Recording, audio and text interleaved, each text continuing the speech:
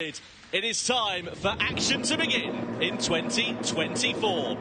Manufacturers Cup then. Here is the first grid of the 2024 Gran Turismo World Series. Starting on pole position on home soil at the Autodromo de Interlagos, it is Igor Fraga. Takuma Sasaki have joined him on the front row of the grid, with Guy Barbara in the AMG Mercedes third. Next up is former Nations Cup champion Valerio Gallo. It's an all-American third row with Robbie Heck for Mazda spearheading that, just ahead of Dean Helt in the Genesis. Genesis fresh off the back of their podium last year in the World Finals. Callum Roach lines up seventh, with Alonso Regalado in the Ferrari 458 Italia in eighth position. Angelina Stroza, new challenge for him with the Subaru this year, not working out so far, down in ninth place on the grid. Donovan Parker rounding up the top 10. Nicholas Iriagada is in 11th in the Audi R8, and then Adriano Carazza botched his qualifying lap in the Toyota Supra, giving himself a lot of work to do. Now, Jimmy, I'll first look at the tyres here, and we can see the top five, starting on the softs. Yeah, unsurprising, really. If you're Igor Fraga at the head of this field, you want to try and get away as soon as possible. The worst possible thing on these opening laps is to get involved in a fight and lose time. That's how tight the margins are in these races. Towards the back of the field, of course, it's interesting to see it go down as far as 6th to 12th on that hard compound tyre. So we're going to have two groups at the start of this race. Let's see how it pans out over the course of 30 laps. Yeah, really keen to see what Adriano Carazza can do. You wonder whether he may have just gone, for the soft tyre to go and get those on in the early stages, but he's decided to go for the hard, decided to go for the same strategy as everybody else around him, and let's see what he'll be able to do and what kind of progress he'll be able to make up in the field. His best hope, I'm sure, is to try and get himself to the head of the hard compound runners, up into 6th place. Anyway, let's stop talking, let's start racing. We're ready to go then. 2024 Gran Turismo World Series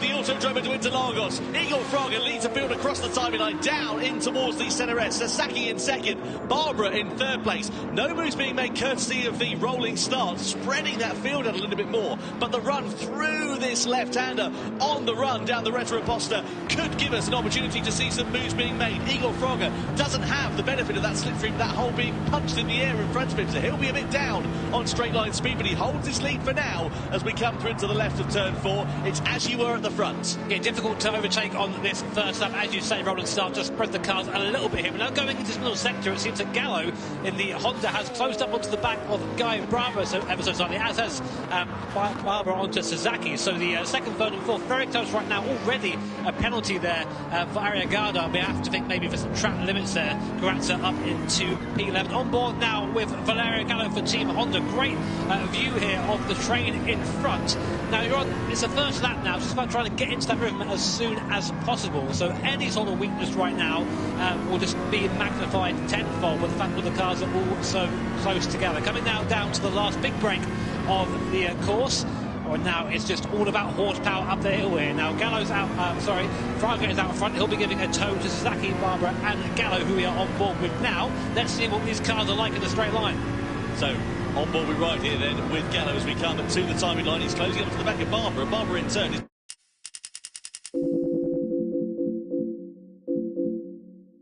is underway here in Montreal as we go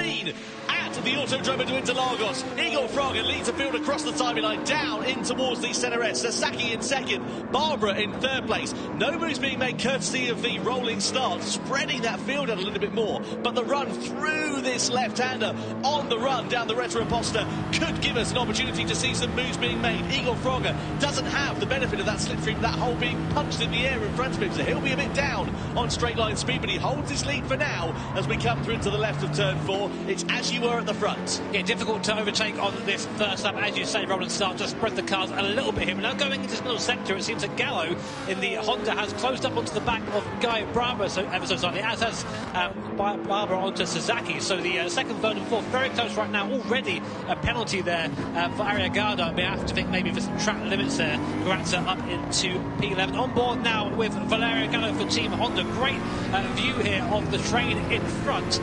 Now you're on, it's the first lap now, just about trying to get into that rhythm as soon as possible. So any sort of weakness right now will just be magnified tenfold with the fact that the cars are all so close together. Coming now down to the last big break of the course. Now it's just all about horsepower up the hill here. Now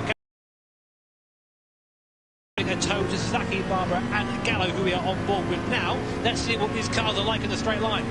So on board we ride here then with Gallo as we come to the timing line. He's closing up to the back of Barbara. Barbara in turn is not too far away from Takuma Sasaki. Sasaki is very handy in the straight line in that Porsche. Are we going to see Gallo go for a lunge to the inside when he closes up under braking? Karatza in at the end of the first lap, the only of the hard job runners to do so. So I wonder if he's going to do an alternate strategy. Is he going to do a two-stopper here potentially, JB? Get onto the soft tyres and then do two stints on them potentially? Yeah, I'll just have a look over to his rig there. Got onto the soft compound he goes, so he's just going aggressive early. Now he needs to do this. We mentioned this earlier on. He needs to find some way to insert himself in that pack out there. Now what he's done by putting himself on that soft compound tyre and pitting now is giving himself a massive gap. You can see on the top right hand corner of your screen the track map. That last little arrow there, that's Karatza. He's got that gap just to drive into. Hopefully, well, he needs to find that time because he's got to make an extra pit stop as well. So we see Fraga controlling the field out in front.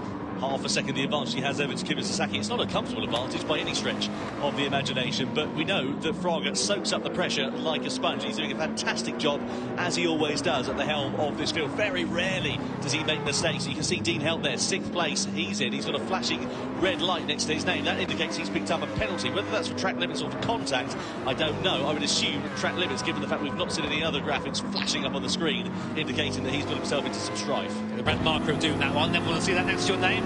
Meanwhile, Gallo pretty much pushing Guy Barbara along on the straight here, already up the inside there. Now, who has the most horsepower? That AMG is quick in a straight line. As soon as Gallo pulled out on the slipstream there, the car just fell away from him. So this could be a challenge for Gallo. Looks to the inside, late on the brakes, goes Valerio Gallo, dives up the inside there, parks it on the apex, defends the corner, up to third goes Valerio Gallo. That is the move of someone who's done that many times before. Now, these guys have raced each other, of course, in the online season, but also they've been racing for a good number of years before that, so they know instinctively how the other driver is going to behave. You just get a set of sort of sixth sense almost, and Gallo sending it to the inside there, clean, decisive and clear. He needs to now be careful to not get involved in a squabble with Barbara if Barbara tries to retaliate, because it will allow Sasaki and Fraga to clear off into the sunset, essentially. And these guys, they are going to be looking back now, Fraga and Sasaki. They're going to realise that there has been a change.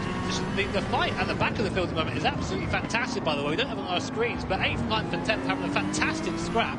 We'll stay with Gallo for now, though, at the moment in this third group.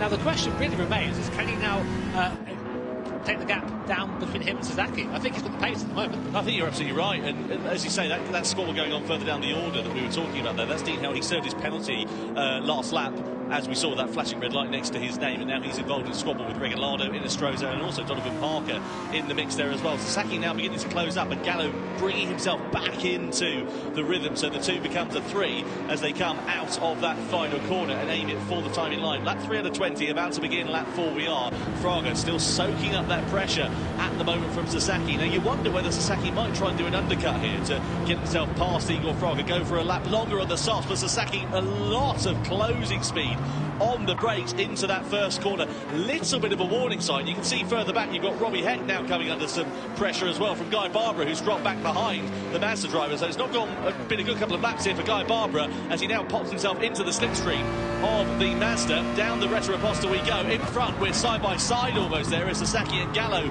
were going pretty much wheel to wheel into turn 4. That was clever there from Guy Barbara. He could have thought that more and lost more time, but I think he knows that the guys in front had the pace over him, so he's basically going to get dragged along, and they're going to keep this pack of 5 cars together, which is important for everyone's race here. Now Gallo has moved right up onto the back of Sasaki after Sasaki's half move on Igor Fraga. He said he might try and undercut him, nearly just moved him into T1 there, so the stewards will have a keen eye on the racing here today. Now, through this little section, it feels so slow compared to the rest of the circuit. You've got to be patient on that frontal pedal coming out of it, otherwise you start burning those rear tyres. And these soft tyres, they're pretty susceptible to wheel spin. If you get those spinning, you heat them up, and you can't really get them back into the window where they once were. So tyre management is crucial here, but you wouldn't believe it from the way these guys are driving. Just having a look there, Alonso Regalado picking up a warning for bump drafting. That means he's sort of pushing Caleb Roach along in 6th position, and the stewards don't like that sort of thing.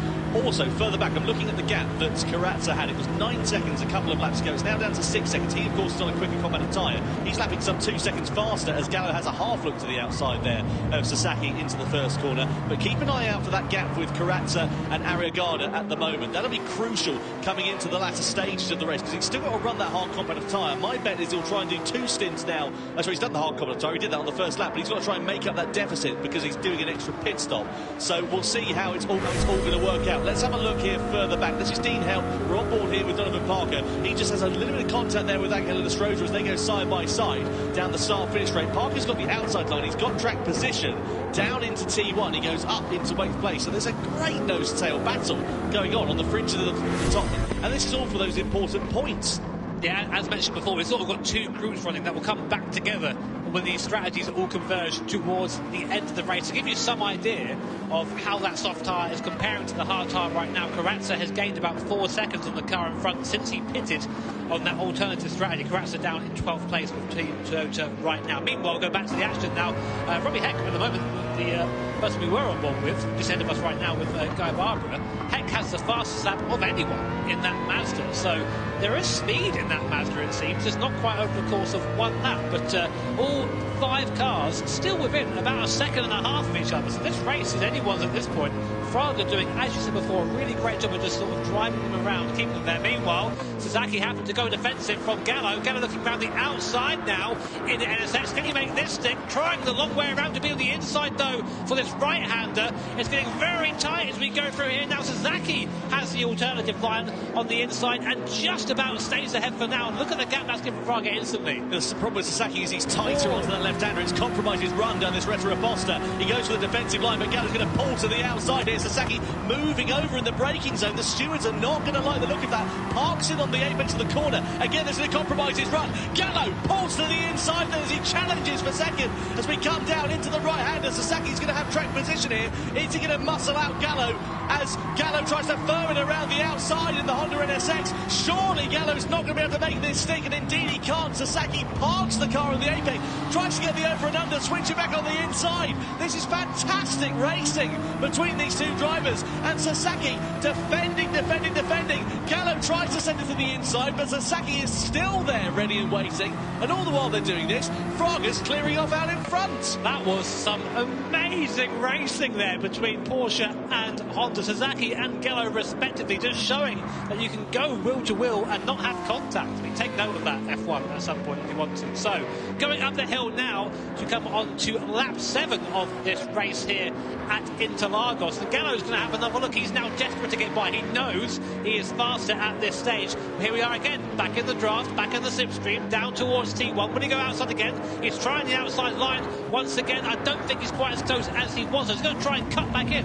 I think what he's trying to do is just put Sasaki off his line a little bit through this complex and get a better run coming down the second straight here, but not quite as close as before. But as you said, all that going on, all those overtake opportunities, is that Igor Fraga has now got a little bit of breathing room out front. Keep an eye out for Guy Barber and Robbie Heck in the background as well. We're talking from a two-way to a potential four-way fight here as well as they come through the left-hander. That's the trophy these drivers all want to lay their hands on at the end of the season. Just a reminder of the competition format. We've got 12 drivers here. We'll have another new 12 drivers going into Prague later on this year, and then for Tokyo likewise the same thing. All three of those drivers for that specific manufacturer will come together as a team of three, and then we'll have the grand finals taking place later on this season. As we see Iriagada there just picking up a warning for colliding with another car. Fraga 1.3 seconds. The gap has kind of stabilised out in front. Karatsa meanwhile right at the back of the field. He's closed right up to within half a second of Donovan Parker, courtesy of those soft tyres. That's actually a bit of a disaster for Karatsa, because now he's back where he started, trying to get through the cars on the slower compounded tyres, but burning his soft tyre at the same time. Saying that, he goes up into P11. So we'll keep an eye on Karatsa down in P11. 2 seconds faster per lap, though, is Karatsa at the moment. So you imagine he's going to try and make easy work of those drivers in front. But the thing is, like you say, you've still got to run a slower lap time because you're working your way through traffic. It just depends where you catch him. If you get him on the corner exit, lovely. But if you're trying to catch him for the middle sector where everyone is on one line, you're just wasting the life of that soft compounder tyre, and it can really come back to haunt you as the race goes on. Now, the gap to the front, I'd say that Fraga isn't actually the quickest of this pack at the moment. I'd say he isn't quite the quickest of the three. Now, here's a replay. Here is Heck and Barbara going down towards T1. What happens here? Down into the breakdown. Sasaki versus Gallo again. Yeah, and then Heck versus Barbara. Barbara tried to send it to the inside. Heck said, no way, and I'm going to hold on to fourth place. We see Barbara right on that rear wing. Heck a little bit wide. Was there a smattering of contact maybe through the second part of that corner? They ran side by side down this back straight, and is Heck going to be able to get the advantage with Barbara on the outside there? Barbara's got the inside line. Does he run it a bit deep? Yeah, he does, and Heck is just going to try and close, but Barbara does manage to get himself back into fourth place eventually. So that was going on while we had that awesome battle with Sasaki and Gallo. So I think nice to go back and see that. We can't unfortunately do two things at the same time. Of course, we try our best, but the gap is coming down at the front, down to a second now. So there is speed in this pack. I get the impression that maybe Igor is just sort of controlling this a little bit, maybe just saving the tyres, saving the fuel, taking it nice and easy. Iriagada there does pick up a penalty. So yeah, unfortunately for him, things go from bad to worse. Karatsa getting a warning for colliding with another car. How often have we seen that on our screen? Yeah, he's not afraid of getting his elbows out, is Adriano Karatsa. And the thing is, like you say, he's admired in that pack at the moment. He's going to make his way through the traffic. If he's hitting the traffic at the wrong time, even the fact that closing speed might just be that little bit closer as well. As we sit on board here with Valerio Gallo, he's got box office seats to the battle in front with Takuma Sasaki and Igor Fraga. The gap has now come down. It's under a second. Back into slipstreaming range at this point now, and of course Fraga doesn't have the whole big punch in the air in front of him. Yeah, everyone on the soft compound tyre was quicker than Igor Fraga on that lap. Actually, apart from Karatsa, who got caught in traffic, his last lap time Karatsa on the soft tyre, 32.1. All these guys are doing 31.0s. So that's the difference, just trying to get through that traffic there. But again, we'll keep an eye on that. So still on board with Valerio Gallo. He's just a bit quicker through this mid-section. I don't know if he's burning the tyre more. I don't know if his car is better suited to this circuit than the Porsche in front. But he just seems to have that little bit more pace at the moment. But there's just nowhere to go, nowhere to use it.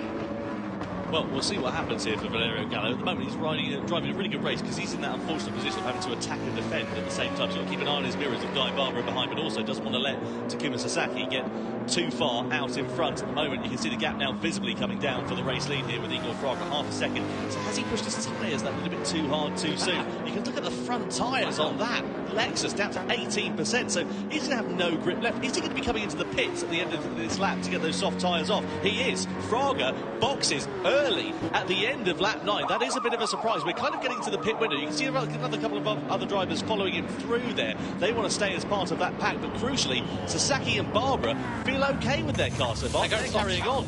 They're going on to soft as well, so they're going for the two-stop strategy, and you have to use both compounder tyres, so that's interesting to see that there as we come on now out of the pit lane. Now, as they've gone onto the soft compounder tyre, this overcut from Sasaki I don't think is going to work. These guys are going to be a little bit quicker, well, they should be anyway, on their out lap than Sasaki is now, but it'll be interesting to see what the Porsche driver can do in clear air, because as we said, they all moved up into the back, but I'm really surprised by the tyre wear on that Lexus.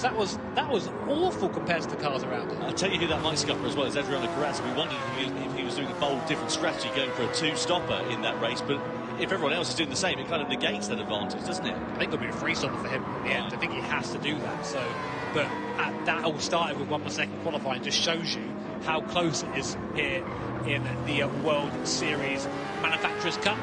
10 laps on the board, 20 to go. We're looking at Igor Fraga, who we believe will be our leader once all is said and done. Sasaki and Guy Barbara opting to stay out for one more lap on their soft tyres. We'll see if they're coming now. Barbara actually benefiting, I think, from the tow from Sasaki. I mean, at the moment, these top 5 cars are really not separated by anything. It's anybody's game. Will we see these guys now peel into the pit lane? Sasaki goes for one more lap, and Guy Barbara dives into the pit lane. So, do you think we're going to see a one-stop attempt for Sasaki? You see Dean Helt there as well. He's picked up a penalty. It's gone from bad to worse for Genesis, down in 12th position at the moment. Into the pits then comes Guy Barbara. So soft again, like the others around him. And he, as you said, has gone for one lap longer. The advantage for that is that he's going to have 1 lap fresher tyres when everybody else comes into box. See where he comes out then. You can see the mini-map. Here comes Fraga, here comes Gallo. Barbara is just the other side of that barrier at the moment. Fraga comes out just ahead then of the Australian driver. There is Gallo, Heck then behind. Where has Barbara come out? Oh, he's behind the pack there. So that was definitely the worst decision there, to stay out on that tyre. But he is still, importantly, within that slipstream range. And if you're still there, if you're still within the range of that tow, you're still pretty much there in that pack. Now, Karatz is coming in.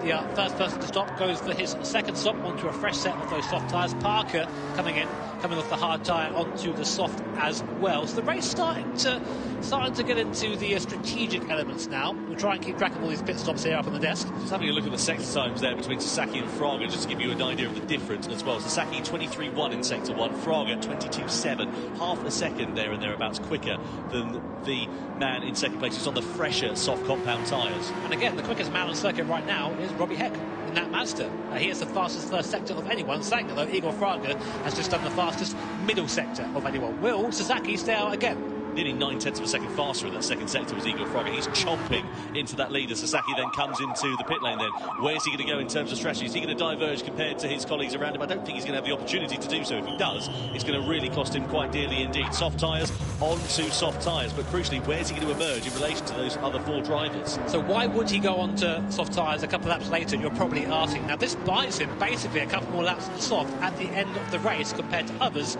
who will likely have to go to the hards earlier. So let's see. Igor Fraga then leads the race from Valerio Gallo. Where is Sasaki? He comes out, it looks like, behind Guy Barbara. So after all that, Porsche down from second to 5th position. But it's a long race yet, and I think this is a strategic call for the end of the race. But for now, down to P5. 2 laps newer tyres as well, he'll have at the end of this stint, which could prove to pay dividends for him. So he might be playing the long game here to give Sasaki, just to try and see whether it works to give him an advantage later on in the race. Meanwhile, further back, Caleb Roach there with Alonso Regalado, Angel Estrosza for company as they come and flick it through that right hand. You can see Regalado in the Ferrari 458. It's not been a particularly happy hunting ground for him here so far as he flicks it through.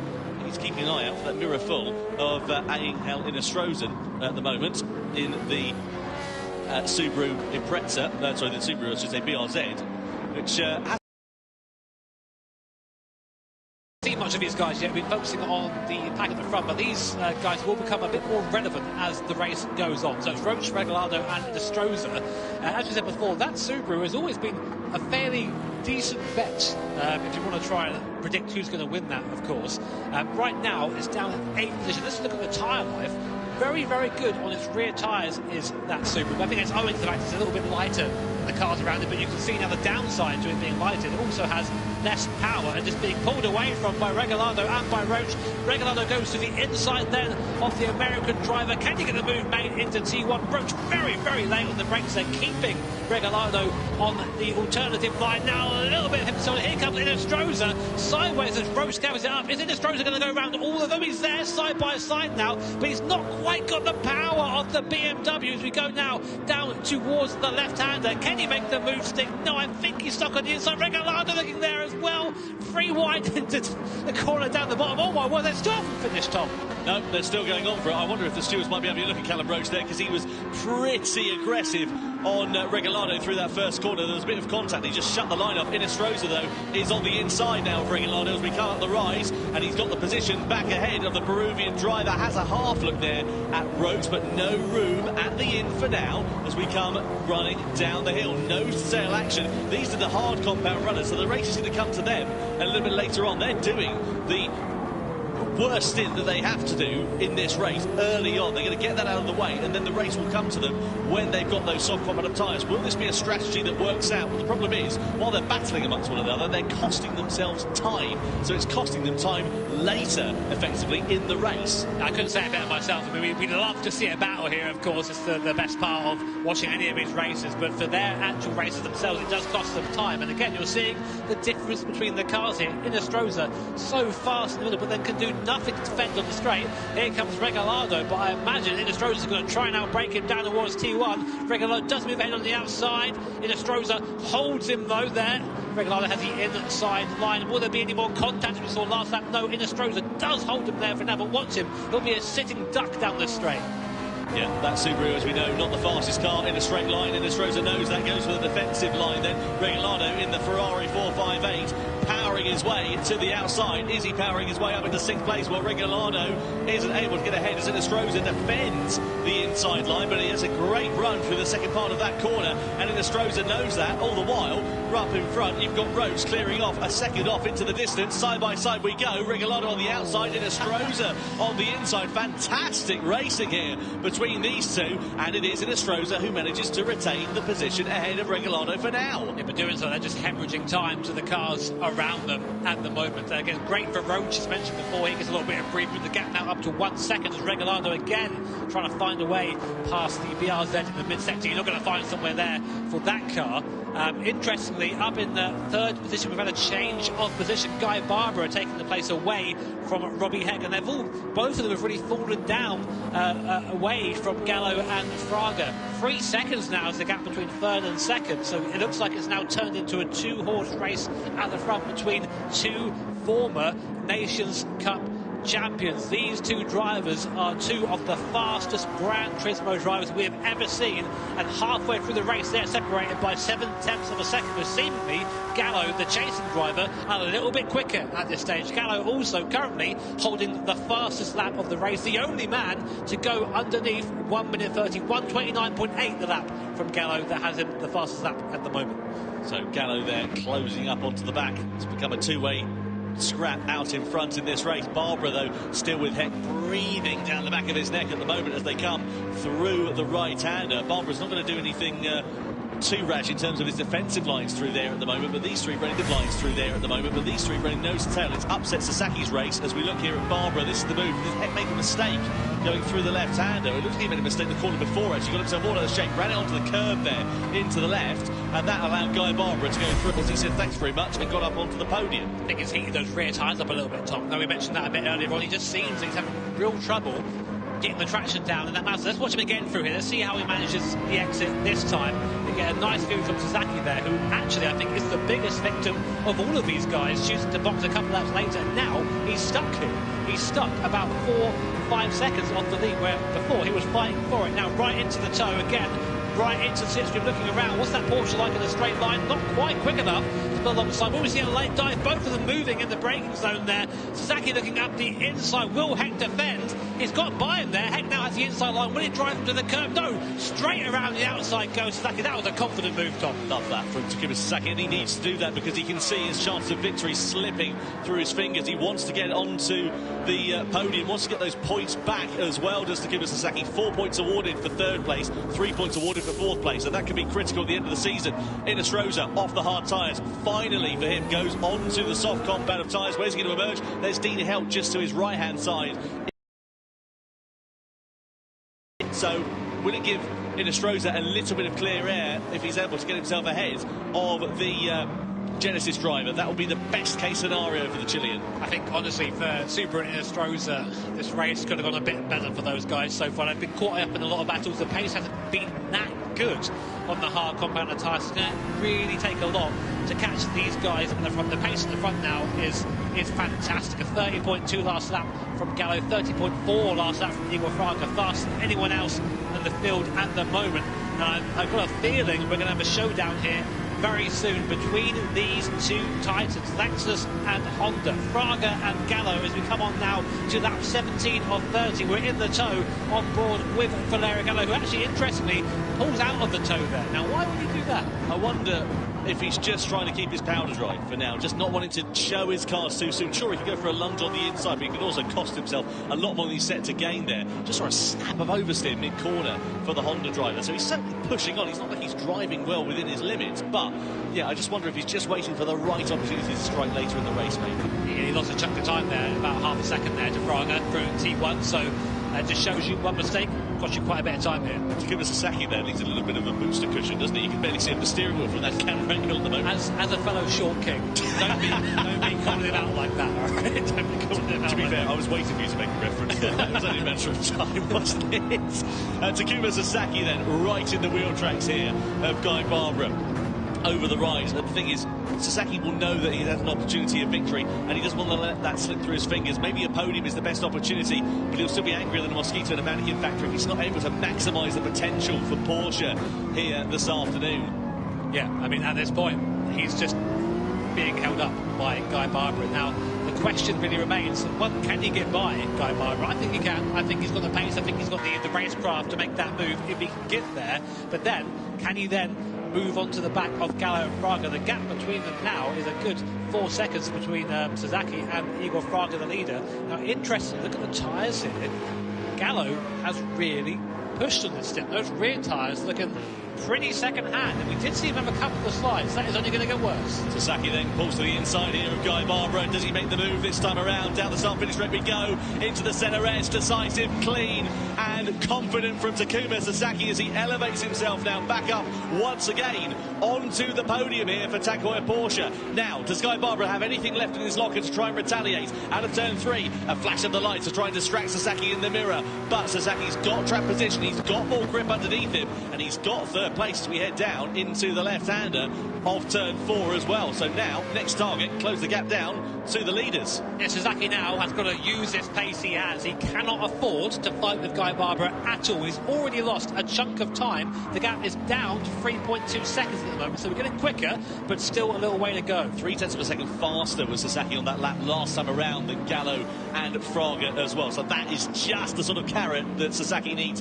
dangled in front of him at the moment. It is not over for Porsche and for Takuma Sasaki. Up through into the right-hander we go, and you can see him visibly there. A lot of confidence, a lot of pace, and this is going to really come to him, I'm sure, in the latter stages of this one. Yeah, like a cork out of a bottle there. He's really turned up the wick. Already, through that middle sector, he was nearly half a second faster than Igor Fraga. So I don't think this race is over yet for Sasaki and Team Porsche. We've seen Gallo struggling on tyres. We've seen Fraga doesn't quite have the ultimate pace. So this is still far from over. Coming on to lap 19 there, Igor Fraga leading by only 0.3 of a second from this man, Valerio Gallo in Honda. Robbie Heck coming into the pits there fairly early for that second stop there for Team Mazda. We saw him spinning up his rear tyres a few laps ago, didn't we? So if he's only into those tyres, he's used up the best of its life, then there's a good possibility that it's just high on tyre wear at this particular circuit, that Mazda. So maybe Robbie Heck's chance of a podium, maybe even a top 5 potentially off the cards, because Karatsa's closed right up. He's in 6th place now. He's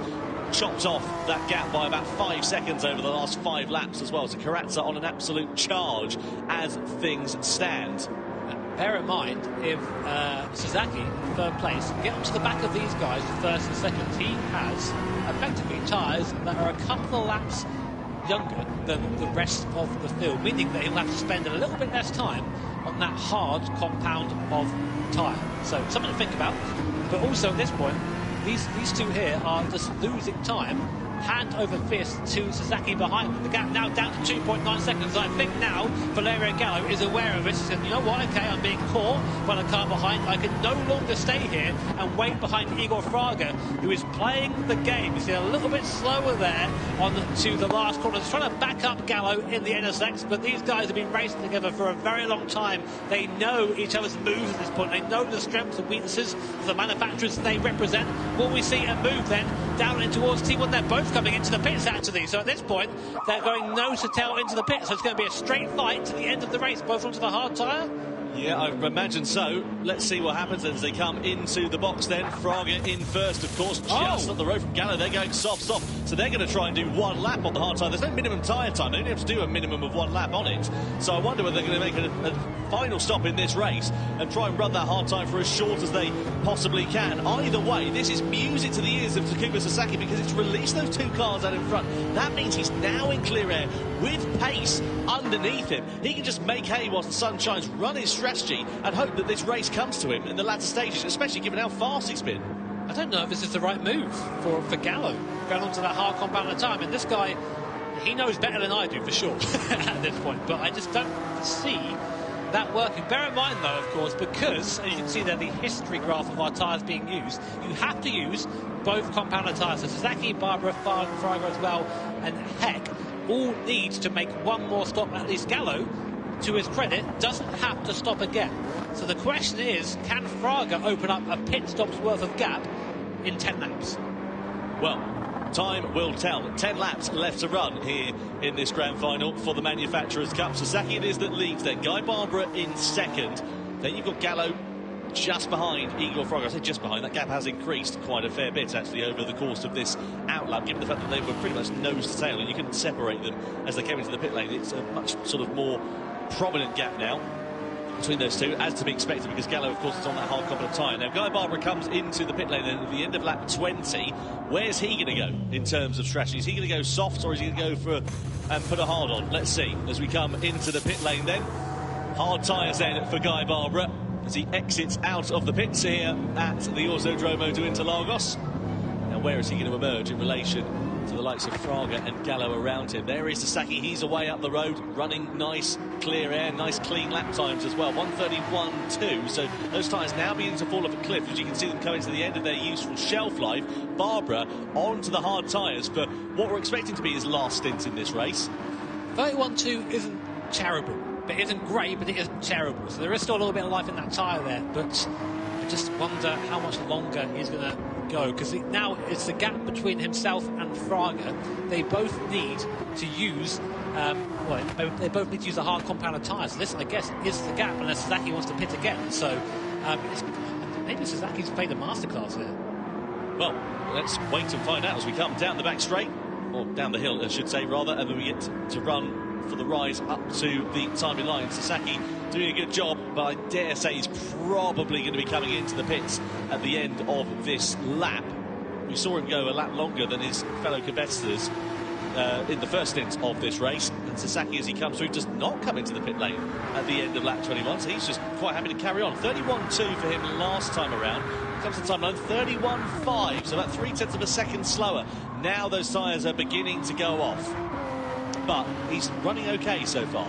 I'm just keeping an eye on the lap times for those who have opted to go to that hard compounded tyre. We're going to get one from Gallo very soon, coming across the start finish line. He's on 32.4, which is a second, give or take, slower than Sasaki in first. So I really think going to that hard tyre early wasn't it. I think it's the sort of tyre early wasn't it. I think it's the sort of typical game of the hard tyre is lava here, trying to avoid. Anyway, here's a replay between Heck and Gallo. I think this is Heck managing to... This is the difference between the tyres here. Look, so much more apex speed there. Heck goes up the inside of Gallo like it's just nothing. And Gallo down into fourth position. So those are the soft tyres right now. They do have to stop again, but Gallo is losing just a ton of time each lap here. What were we expecting the pit stop loss time to be? About 11 seconds, something along the lines of that. What's Fraga got now? He's got about 6.5 seconds, I would say, there and thereabouts. He's probably got over Valerio Gallo at this stage. He needs to really build on that. How much clear air has he got? 7 seconds up the road in front, so he's doing all right. As it stands now is Igor Fraga, but as you say, Jimmy, he's got to run that final competent tyre, and that's barring any mistakes. Not that we usually see them from Igor Fraga, but stranger things have happened. There's a lot of pressure in these events. You see Sasaki's front tyres are going to be crying out for mercy at the sharp end of this race. Surely he's going to have to come into the pits at the end of lap 22. It's one of his races again, where it's a bit of a slow burn in the middle and all comes alive at the end, as I can see the gaps now starting to come down around the field. Here is Valerio Gallo. He'll be wondering whether he made that right choice going onto that hard compounded tyre. Only time will tell. Sasaki still out front. His lap time of 31.6. Igor Fraga's last lap time of 129.6. Easily the fastest lap of the race. Igor Fraga is charging right now in second place for Team Lexus, taken nearly 2 seconds out of Sasaki on that lap alone. But he needs to do this. He needs to bring this gap down as much as possible before they both go into that hard compounder tyre, and this just turns into a straight fight. So Fraga's got the tyre life. Why not just go and burn it? Well, he needs to extend the advantage over Valerio Gallo as well, because of course Fraga's going to be on the hard compounder tyre. Gallo will have been on that compounder tyre for quite a while, but he needs to make sure that Gallo doesn't leapfrog him when Fraga makes his final pit stop in this race. There is Sasaki. Surely, again, I've said that for the last 3 laps, he's going to come into the pit lane for this one, but he seems to be quite calm and confident. 1:31.6 for him last round, so getting gradually slower is the Japanese driver, but nothing doing for him at the moment. What's it down to? 5.5 seconds. It was 7 seconds a couple of laps ago, the gap between Sasaki and Fraga. So I wonder, is this race beginning to fall away from the Japanese driver? Is it coming back into the favour of Igor Fraga in the Lexus?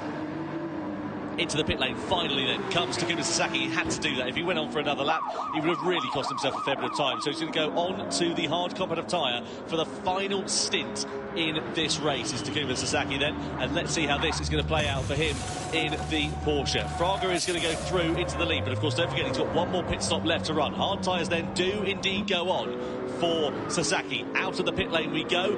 Where is the Japanese driver going to emerge though? He's behind Fraga, but how far behind? That's the question, because Fraga needs another pit stop over him. But as he come out ahead of Valerio Gallo, that'll be massive for Sasaki if he has, because then that is just again a fight to the end. Here is Sasaki. Where is Gallo? There he is then. Side by side, Gallo goes through up into 3rd position. That is a disaster for Sasaki. So Valerio Gallo did barely enough there to hold that position.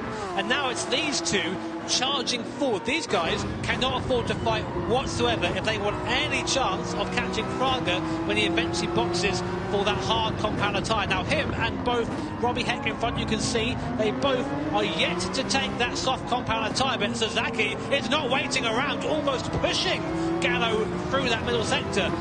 I don't know, it's a hard one this. If you have the pace, you want to use the pace, but at the same time, if you're fighting like we saw earlier on, you just end up hemorrhaging time. And Gallo there you see struggling with the rear traction of the NSX. So we come down now into a heavy braking zone, left hand to him before we go up the hill.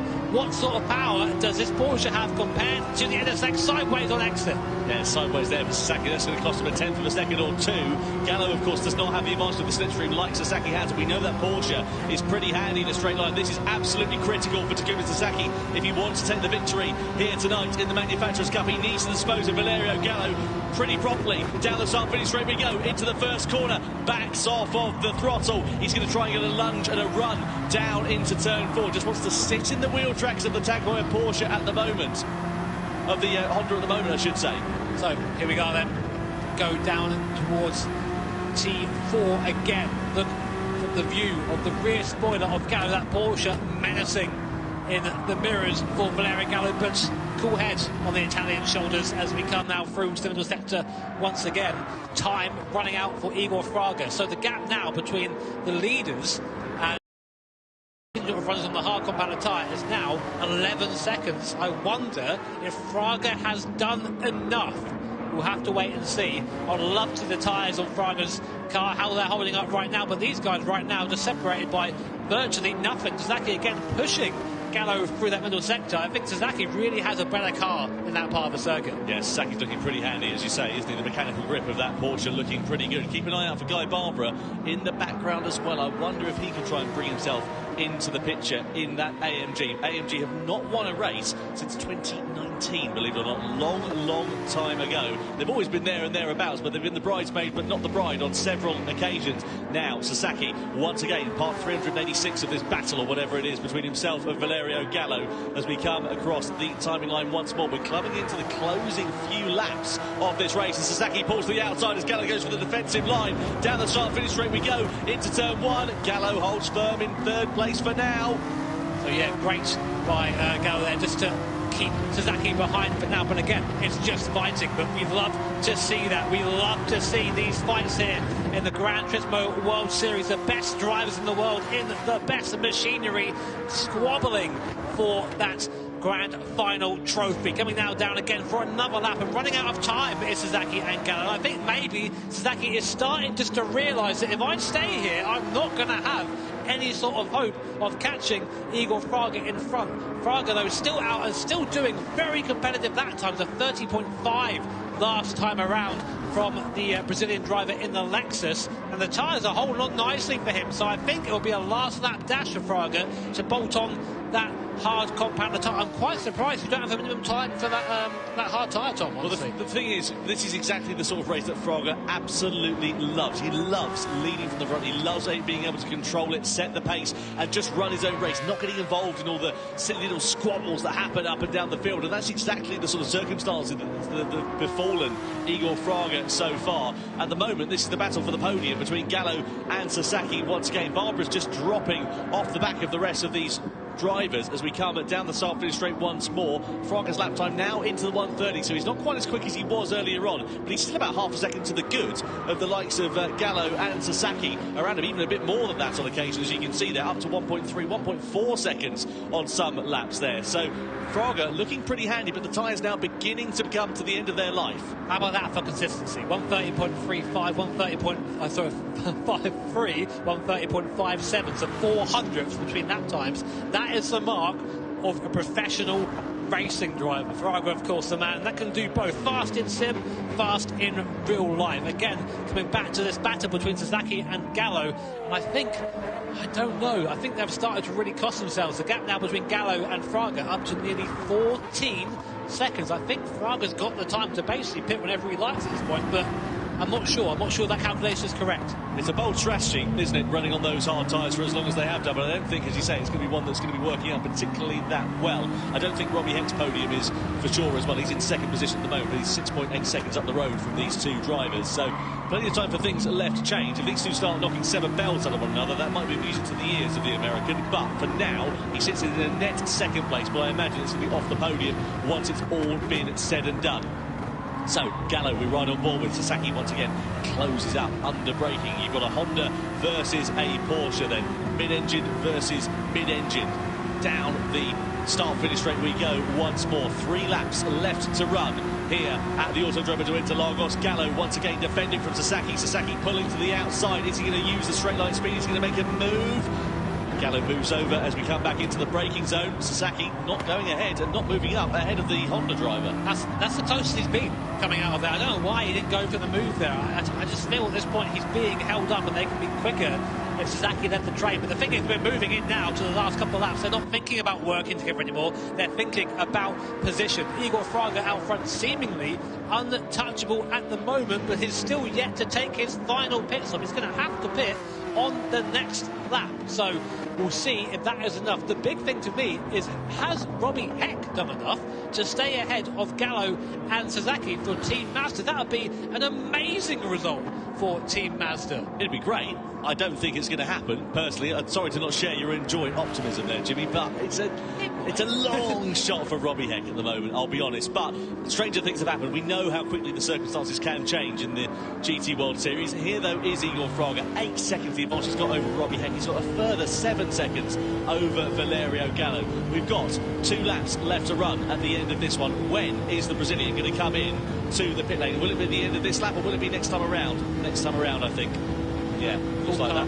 Collectives there. Igor Fraga doesn't look like he's breaking a sweat. Just another day at the races for Fraga in Team Lexus. 8 seconds the gap between now him and Robbie Heck. And 15 seconds the gap between him and Valerio Gallo in P3. Let's run on board for a bit longer with Igor Fraga, seeing how a master practices his craft. We now go down through the second straight here. Important to get a good exit out of there, and they'll lay on the brakes, breaking the concrete on the right hand side, their little concrete path, and through the next vector. Now Gallo and Sasaki, part what you say it was, Tom? Yeah, no, it's about 4,024 That's now. still going. I know they've got magnets onto one another. They've been so close to each other for this number of laps. Great racing between the two, great respect. But, yeah, frustrating for Takuma Sasaki, I am sure, because Gallo doing a good job in that Honda to hold on to third place. He was buoyant, full of confidence coming into this weekend, was Gallo. He said that he reckons the Honda has got the pace finally to fight at the front, and a podium in their first event of the season, at the GT World Series events at least, will be a very welcome result for Valerio Gallo if he can pull it off. But at the moment, he's still got Sasaki breathing down his neck. Now is the time we're going to see Igor Fraga coming into the pit lane at the end of this lap. He's got to come in and run at least one lap on the hard compound of tyre, and I'm fairly sure he's done enough to hold on to his race lead. Such is the pace of this final stint, or second but final stint, I should say, in this race. There comes Igor Fraga, our leader, into the pit lane. Now, onto that hard compound tyre he will go. Has he done enough to retain the lead of this race? So a hard set of the Michelin slick tyres are being bolted on now to the Lexus. Keep an eye, Robbie Heck having to come in as well to take the hard tyre for himself. Watch the gap, watch the mini-map as well. It looks like Igor Fraga has done absolutely plenty. Here comes Gallo and Sasaki. They are nowhere near Igor Fraga, who's done a magnificent job on his stint there to stay ahead of these two. But now it's going to be a fist fight between Gallo and Sasaki for second place. There is Igor Fraga getting up to speed now, but not quite close enough. So last lap then for Igor Fraga. Gallo and Sasaki behind the gap, 2.4 seconds, a bit less than I thought it was, to be honest. And Robbie Heck, unfortunately, not able to stay out ahead of the rest of the pack. Yeah, not working at all out there for Robbie Heck, but now it is do or die time here for Takuma Sasaki in the Porsche. He has got to make this move stick on Valerio Gallo, but is he close enough? Gallo, we know he's a master of defensive driving, and he's doing enough at the moment. Sasaki has a look to the inside, into the right-hander, but the door is very firmly shut by Valerio Gallo. Half a lap left to run here in the Manufacturers' Cup Grand Final at Montreal. Igor Fraga, here comes Sasaki for the move on the inside against Valerio Gallo. It's a late lunge, and Gallo sweeps it back up and holds firm for second place. One more opportunity left for Sasaki under braking. Gallo's on the inside line, he's got track position. It'll be a drag to the line between these two. It's all about the exit out of this corner, but what a superlative drive it is from Igor Fraga and his home circuit at Interlagos. He comes to the timing line to win the Manufacturers' Cup Grand Final in World Series 1 for Lexus. It's a run to the line for second, and Gallo gets it by just a few hundredths of a second from Takuma Sasaki. Absolutely fantastic racing here in Montreal. That was a masterclass from Igor Fraga and Team Lexus. And as you said, Tom, he just knows how to win the race from the front. Took it easy, took it in his own pace through that first stint there, and when he had to get the hammer down, he went. Fastest lap for Fraga, pole position, the win as well. Clean sweep for Fraga and Team Lexus, and Sasaki there, I think, maybe brewing a couple of mistakes. I think that could have quite easily gone to Porsche that race as well if the strategy had been different. Great to see Gallo going over there as well, congratulating Fraga on the victory. Again, I don't understand why we saw the hard tyres so early from Gallo, but it came close at the end. But amazing race from this man, you can't take anything away. That is how you do it here at Gran Turismo. Superb job from Igor Fraga then to take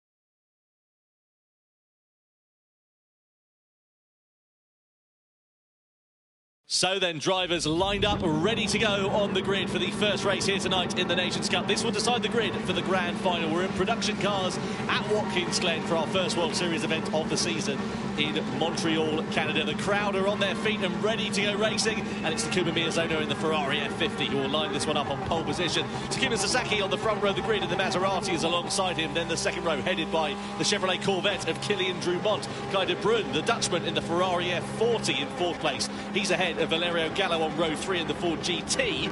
Then you've got Jose Serrano in the Lexus LFA. Kilian Roach in the Mercedes-Benz McLaren SLR, 7th on the grid, ahead of Coque Lopez in the Porsche 911 GT3. Angel Nestroza lines up P9 in the Lamborghini Diablo, ahead of Guy Barbara in the McLaren F1. And the final row of the grid is comprised by Adriano Carrazza in the Dodge Viper, ahead of the second Ford GT. That's Robbie Heck down in 12th position. Home track for him, Watkins Glen. He'll be hoping to get a bit closer to his compatriot in 7th. Man, it's just so cool to see this lineup of cars about to take on 7 laps of Watkins Glen. Now look out front, Miyazono's out front in that F50. He, even with the rolling start, is going to be punching a hole for all the cars behind him down to that first chicane. So until he gets there, Miyazono, I imagine, is going to be driving in his mirrors, and pretty much it's his to lose. If you're in mid-pack like Gallo or Serrano, actually you're going to be in the train, in the slipstream train, and you've got as better chance of anyone as moving up the field. But keep an eye out on that Viper, keep an eye out on that Ford GT as well. I was told earlier they're pretty quick in this class, so cars definitely to watch throughout the race. So Takuma Miyazono leads the field then around the final corner here at Watkins Glen. We're about to get the sprint race underway for the Nations Cup here for World Series 1 in Montreal. It is going to be Takuma Miyazono leading the field across the timing line, but who will be taking the checkered flag in 7 laps time and starting on pole position for the grand final? We're about to go racing here. The Nations Cup is underway in 2024 as Miyazono leads the field down to T1, followed by Sasaki and Drumont. Don't expect any dive bombs down towards the first corner. That rolling starts spreading the field out a little bit, but when it begins to bunch up in the middle part of the first lap, that's where we could see moves being made. But Miyazono a little bit wide there. Sasaki having a half look to the inside into turn 2, but now he's right in the wheel tracks here of the Ferrari F50 as we come over the crest of the hill and in towards the middle sector, and Sasaki already trying to be on the attack here in the Maserati MC20. Drumont trying to follow him through as well. We're going to be attacking here with Drumont. He splits there too. That is absolutely fantastic for Kilian Drumont. He's on the outside of Miyazono and he leads into the chicane. What a start from the Frenchman.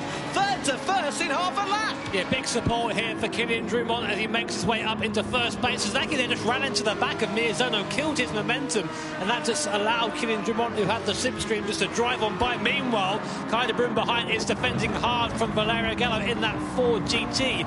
It is Ferrari, Ford, Lexus and McLaren SLR line astern at the moment as we come onto the boot section here at Watkins Glen. Uphill right hand to get into the inside, get into the camber, let it use that to turn the car, and now accelerate hard uphill towards the next heavy braking zone. Gallo there looking very aggressive and kind of just putting a wheel on the grass. That will slow him down a little bit coming over the crest. Looks like Gallo's going to have a chance here. Looks to the inside. We know he can just make a move easy there. Gallo up the inside, up into P4, and he'll be now in pursuit of the top 3 in front of him. These are the kind of races I absolutely love in Gran Turismo. The gloves will be off. It is all-out war with these drivers. It matters for where they're going to start on the grid for the grand final. Guy de Bruyne there, a little bit wide. Serrano looking through on the inside of the Lexus LFA. No, can't find his way past at the moment, but look at the gap the top 3 have got already at the end of this first lap. It's Kilian Drumont who leads the field around the final corner at the end of lap 1, followed by Miyazono, followed by Sasaki.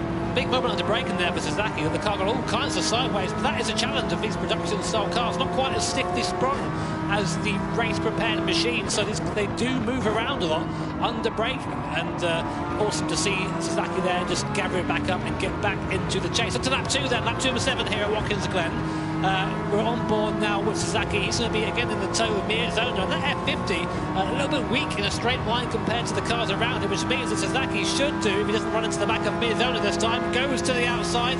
He should have the overspeed. Miyazono's going to make him work for it. Pinches his fellow countryman there. That's a little bit cheeky there from Miyazono. Stops the move being made. What do you reckon of that, Tom? Stewards might be able to look at that. I don't think that was entirely fair, because Sasaki had to get out on the throttle to avoid going onto the grass. The thing is now, you've got to keep an eye out for Valerio Gallo, this man here in the Ford GT. What he needs to hope for is that the top three start squabbling and fighting amongst one another, because that will bring this lot right back into play. At the moment, they've built up such a comfortable cushion that they don't really have to be worrying about too much. But if it gets a bit unfair later on, we'll see what happens. Speaking of unfair, and speaking of moves being made, let's have a look at this from Kylian Drumont. So you can see riding on board, oh, beautiful, just absolute cream and almonds through the middle there, splits the two, down into the bus stop, and he's through it ahead. That's just 100% commitment, 100% confidence. You need that to do well here at the GT World Series Nations Cup. Meanwhile, the squabble for the mid-pack continues. Jose Serrano gets by Kai de Bruin, has a bit of a poor start so far, down 2 places from his qualifying position. And Gallo, unfortunately, at the head of his pack, still unable to make any headway really into Sasaki and Miyazono. So just an FYI, if you're watching for the first time, you're wondering why these guys just bump drafting down the straight. But you're not allowed to do that. So you've got to do it on pace alone, as they say. So on board with Kai de Bruin in that beautiful Ferrari F40, a little bit older than some of the cars around them, but still awesome to see it going now. And also, if you're wondering why these cars are able to race against one another, you're thinking, you know, a car that's 20 years older than some of the other machinery, it's because we've got balance of performance. It gives us the opportunity to basically allow us to have a Lexus LFA fighting with a Ferrari F40, which in the real world you wouldn't get. I feel sorry for Kai, because all we can hear right in front of him is the LFA. He can't hear his own car. That wailing V10. Yeah. What a noise that makes. Meanwhile, the fight for second continues between Miyazono and Sasaki. Now, what will Miyazono do this time? Sasaki's going to try the long way around again. He'll carry more speed there, so he's gone, loses distance, carries more speed. He's in the draft of Miyazono, but not close. I'm in the background, though. The fight for 4th place is really hotting up. Serrano looks like he's got by Gallo. No, he hasn't.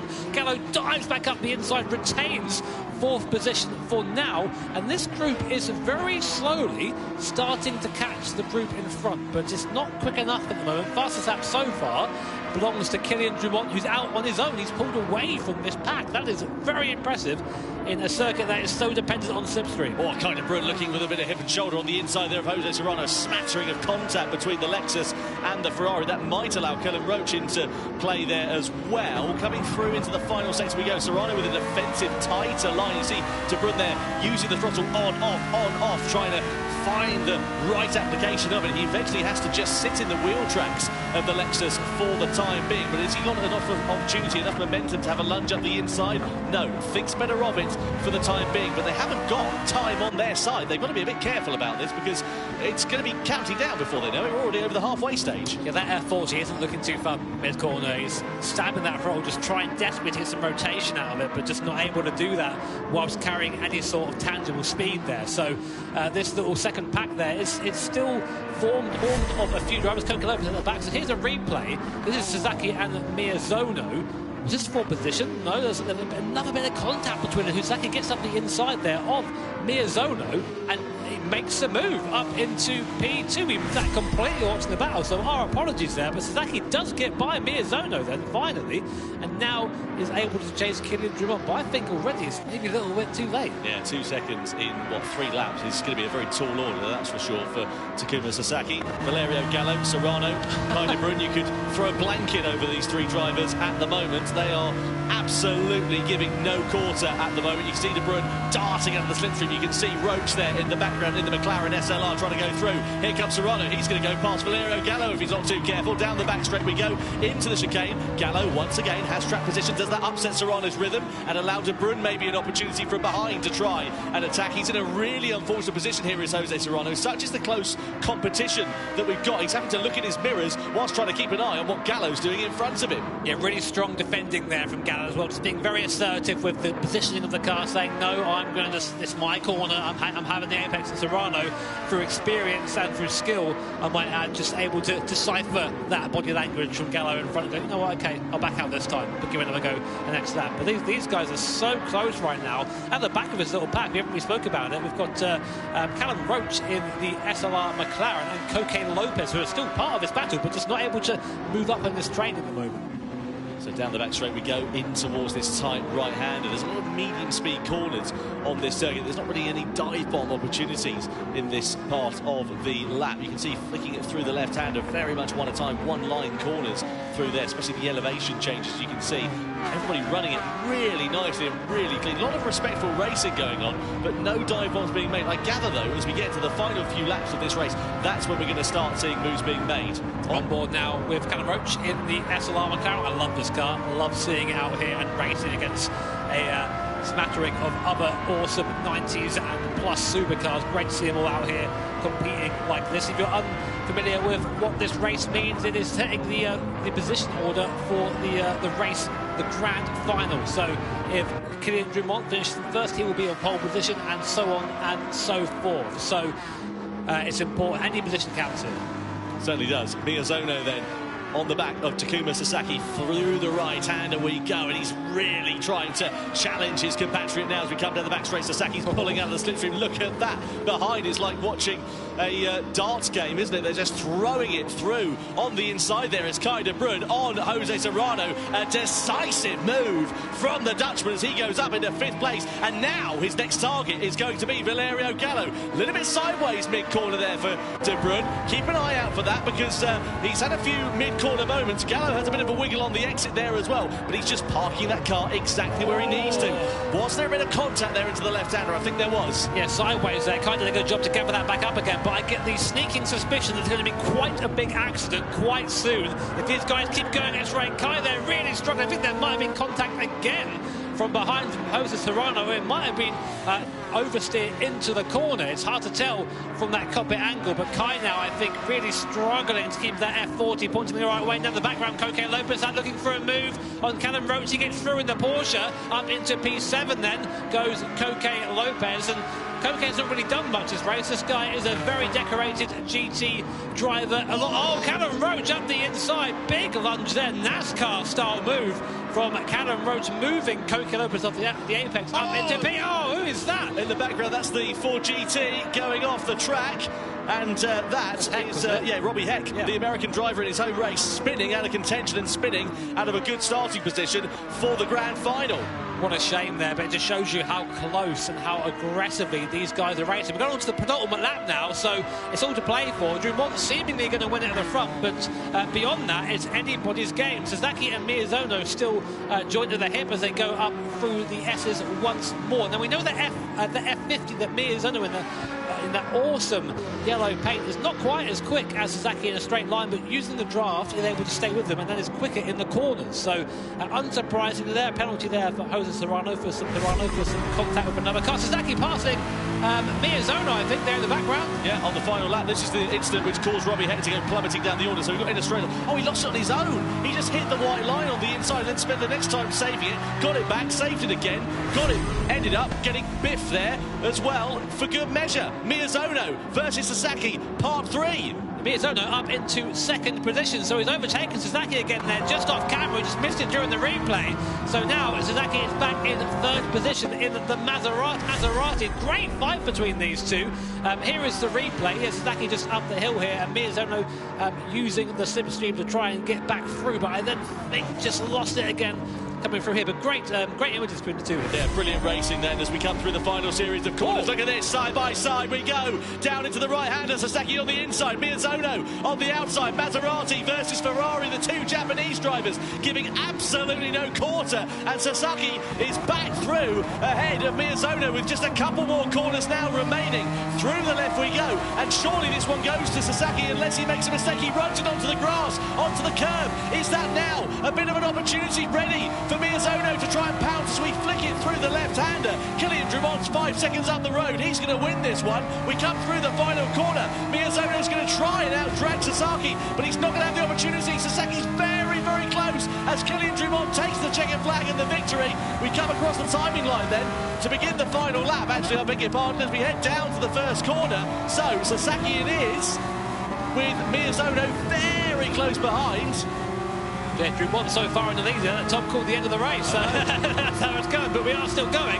And in that Gallo gets back through past Serrano. So Gallo up into P4, but now Sasaki and Miyazono, this is their last opportunity, and they've been scrapping the whole race. They know each other's moveset by now, but Miyazono looking to the outside is going to be very brave to go around the outside. Here he does, gets it done with the slipstream, which puts Sasaki now back into third place. Coque Lopez now, by the way. Oh, it's all going on down here. Look at this. Guy Barbara, Valerio Gallo, Kai de Bruyne, Coque Lopez is up into fourth place now as well. Guy Barbara, Kai de Bruyne, and then you've got Valerio Gallo and Jono Carazza all in the mix here as well. It's kicked off massively on this final lap, and somehow Lopez is up into fourth place. You've got lunges being made left, right and centre as we come through this left-hander into the final sector. Yeah, Lopez lost the car there down the bottom there, so now Kai de Bruyne back in there. Miyazono is now still defending here from Sasaki. These guys are still nose to tail. It's all going on everywhere on the circuit, with Drumont seemingly going to take this victory. They're side by side coming down the bottom here. Miyazono up the inside. Sasaki's going to try the long way around. Can he make it stick? No, not quite. Miyazono ahead with only 3 corners left. This is super close between these two. Gallo and Lopez are under investigation for a collision as well. Miyazono parks the car on the apex, blocks any opportunity there for Sasaki to try and go through. We come in towards the final series of corners. Once again, this time around it will be the checkered flag as Miyazono once again takes a defensive line and Sasaki tries to attack. Drumont will take the victory and pole position for the grand final. The Frenchman does it in commanding style at Watkins Glen. It's a drag to the line for second, and Takuma Miyazono does take second place ahead of Sasaki, but it's not over further back.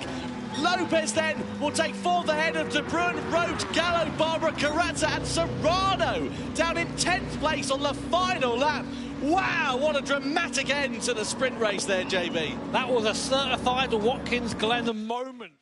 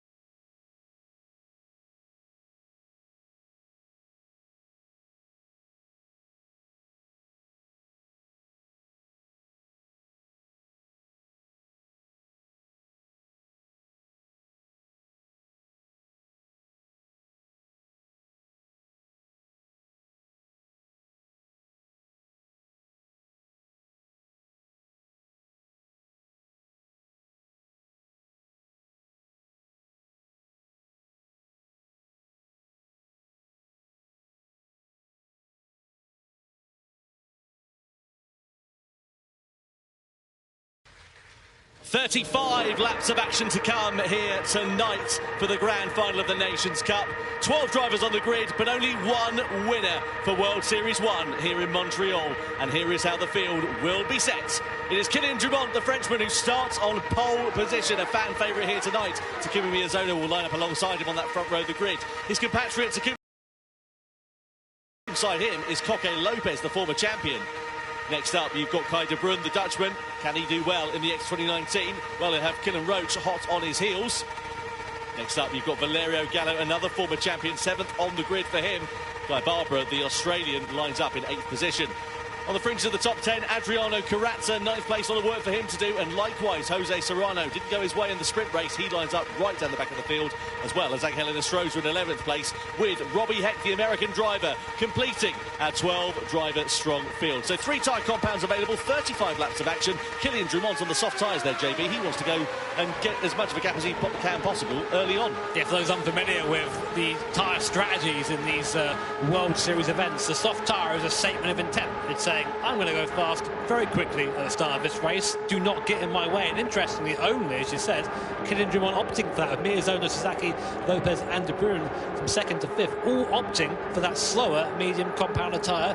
Callum Roach, also interesting, in that hard in P6, so we'll see how that pans out for him. Well, a very fast-paced race is what we're expecting. 35 laps of action in qualifying. They were doing sub-1-minute laps. I wonder what it would look like under rated conditions, and I am wondering who will be claiming 6 points and the checkered flag in those 35 laps time. It's Kylian Drumont, the man who won the sprint race a few moments ago, who starts on pole position, but will he be taking the checkered flag here at Road Atlanta? It's World Series 1 for the Nations Cup. The grand final begins now as Kylian Drumont leads the field down to the first corner, followed by Miyazono. And look at Lopez already dragging alongside Takuma Sasaki and taking 3rd place down into the first corner. So Lopez with a bold statement of intent, moving up a position already as he sets his sights firmly on Takuma Miyazono for 2nd. Yeah, Sasaki definitely caught napping there as Gallo does the same to Callum Roach behind, goes up into P6, but Lopez already up into P3. That's important to do that early. If you think you have the pace, try and get out front early and try and get those lap times in, make the best of the tyre on.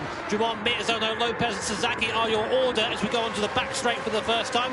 Here, I would say, is the first real overtaking opportunity, but Carrazza down in P7 has already made up 2 places from his qualifying position in 9th. He likes to come back, does Carrazza, so we'll see how he does as the race goes on. Coming down the bottom of the lap for the first time, heavy braking downhill here, be careful of that. And then very tricky right-hander, try and be careful the throttle over the crest, and that is 1 lap done here at Atlanta. The pace is frantic already. Yeah, you can see just how fast they're moving around this circuit. You can see how much it funnels down and goes 1 at a time through that chicane as well. You've got an opportunity to go 2 by 2 down that back straight. Look at this, hard tyre runners, Roach, Barbara, Enestrosa, Heck, all into the pits at the end of this first lap. The hard tyre's lava, they want to get off it and onto the softs. Yeah, so people coming in for that tyre, you're wondering why are they doing only 1 lap on this hard compounder tyre? Well, the regulations say you have to use 1 tyre at least once. It doesn't say each tyre is 1 story, and it doesn't say how long you have to be on the tyre. So if the hard compounder tyre is a 2nd lap slower, you know what, in the bin. Penalties coming in for Takuma Miyazono. Valerio Gallo at the start of the 2nd lap. Is that track limits? It must be. Yeah, half a second there for Miyazono. That's going to drop him into the clutches, and if not, allow Koke Lopez to get past him. He's coming into the penalty zone, is Takuma Miyazono. And what about Lopez? He's going to go cascading on through and says thanks very much and goes into 2nd place then. So the Spaniard having a quite brilliant start to this race, and now he's got his sights firmly set on Kylian Drumont. Yeah, Koke Lopez is comfortably the most experienced man here out of anyone in the field. This guy's he's done 63 races he's done at these live events. He knows how to win races, he knows how to win championships. So yeah, definitely any move to be made, he'll make it. On board Sasaki, what a great camera view. This gives you a real sense of speed of this thing.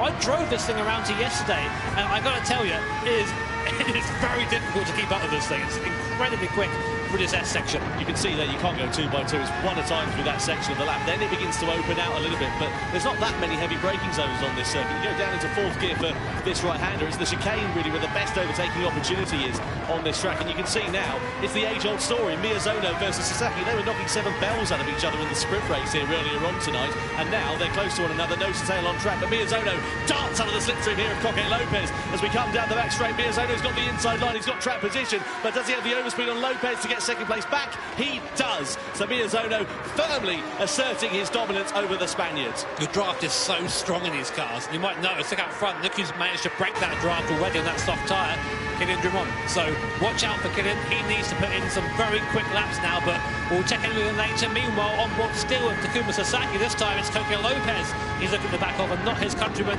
Takuma Miyazono. We go back down the hill here. What an awesome circuit, Road Atlantis. One of the best circuits in the US, in my opinion, and probably in the world, actually, if we're going to talk about that. But such a challenge for these guys and these drivers. Now look at the back of Sasaki. Look who's managed to catch him back up. It's Kai de Bruin. Out of nowhere comes the Dutch driver. Looks up the inside here, inside onto the straight, and Kai de Bruin up into 4th place there, just biding his time, made the pass. But now he's going to be giving that draft to Sasaki behind him. Yeah, lunging onto the scene and lunging to the inside of Takuma Sasaki was Kai de Bruin then, and Sasaki's trying to repay the favour as we come down this back straight. Bit of a tap of the lights there for de Bruin as we head down into there, but you can see him feathering the throttle here to Takuma Sasaki. He doesn't want to go past, he wants to use the slipstream to his advantage. I wonder, because we're expecting this to be a bit of a fuel consumption race as well, if he's just trying to save a little bit of fuel in these early stages as well. Yeah, Stewart seeming thinking something to investigate there between the two drivers. I don't think so. It's just hard racing from there. But going back up the hill here, and already the gap between De Bruin and Lopez. You see this going on. Here's a replay actually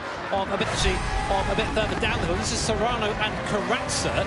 So Serrano gets past Carrazza, just getting a little moment off that curb that I saw him in qualifying make that mistake. It's very tricky to put down 800 horsepower with no traction control at that corner. Yeah, especially when the aerodynamics are not working at their optimum, because of course you're not going that quick coming out of that particular turn on the track. Very aero-dependent and very aero-efficient cars, these machines. You can see Lopez there now down in 3rd place, 7/10 of a second. He's sort of dropping off the back of Miyazono at this point. Sasaki's down into 5th position then at this point. De Bruyn's up into 4th place.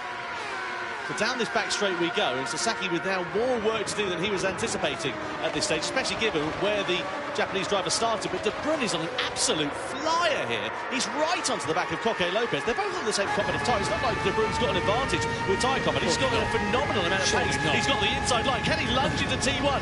That was audacious from Kai de Bruyn as he goes up into 3rd place. Those sort of moves are just 100% commitment. Kai had already decided before he'd even got past Lopez that I'm going for this move. And if he turns in, he turns in. But Kai needs to do that. He's got pace right now. He cannot afford to have that pace hindered by the cars in front of him. Now, Koke Lopez, very quick driver, but I wouldn't say in these cars he's the quickest in the field. Just to give you an idea of the difference in terms of pace between De Bruyn and Lopez. Lopez last time around a 1 minute flat 7.94. Kai de Bruyn a 1 minute flat 1.62. 6/10 of a second faster. In these cars around this lap, that's a fortnight's worth of pace. And that is the fastest lap of the race, even faster than Drummond on the soft compound tyre. Well, it's not over yet, is it, this one with Kai de Bruyn? Kai de Bruyn and Sasaki under investigation, so I wonder whether that's what caused Sasaki to go down the order. Let's have a look and see what happens later on as this continues on. That was no further action, Tom. Right, sorry, I beg your pardon. No further action there, so the steward's thinking, yeah, that's fine. And we go back to some amazing battle. 290 kilometres an hour for the apex of T1 there.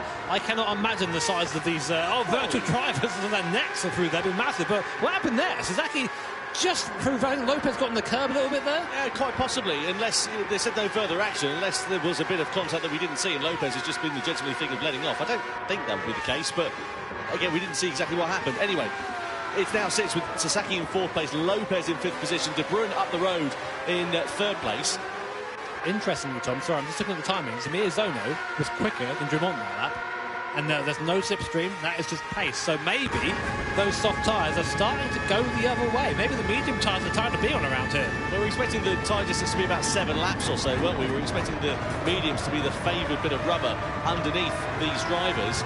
And Valerio Gallo, they're sitting in 6th place at the moment, not having too bad of a run. Got a good view of the battles unfolding in front of him, but he's not quite in contention for the podium places at this stage at the moment. This is what we are used to seeing in these longer formats of races. It starts off quite frantic, it gets a little bit quiet in the middle stages of the race, and then it really picks up towards the end as all the stretches begin to unfold in front of us.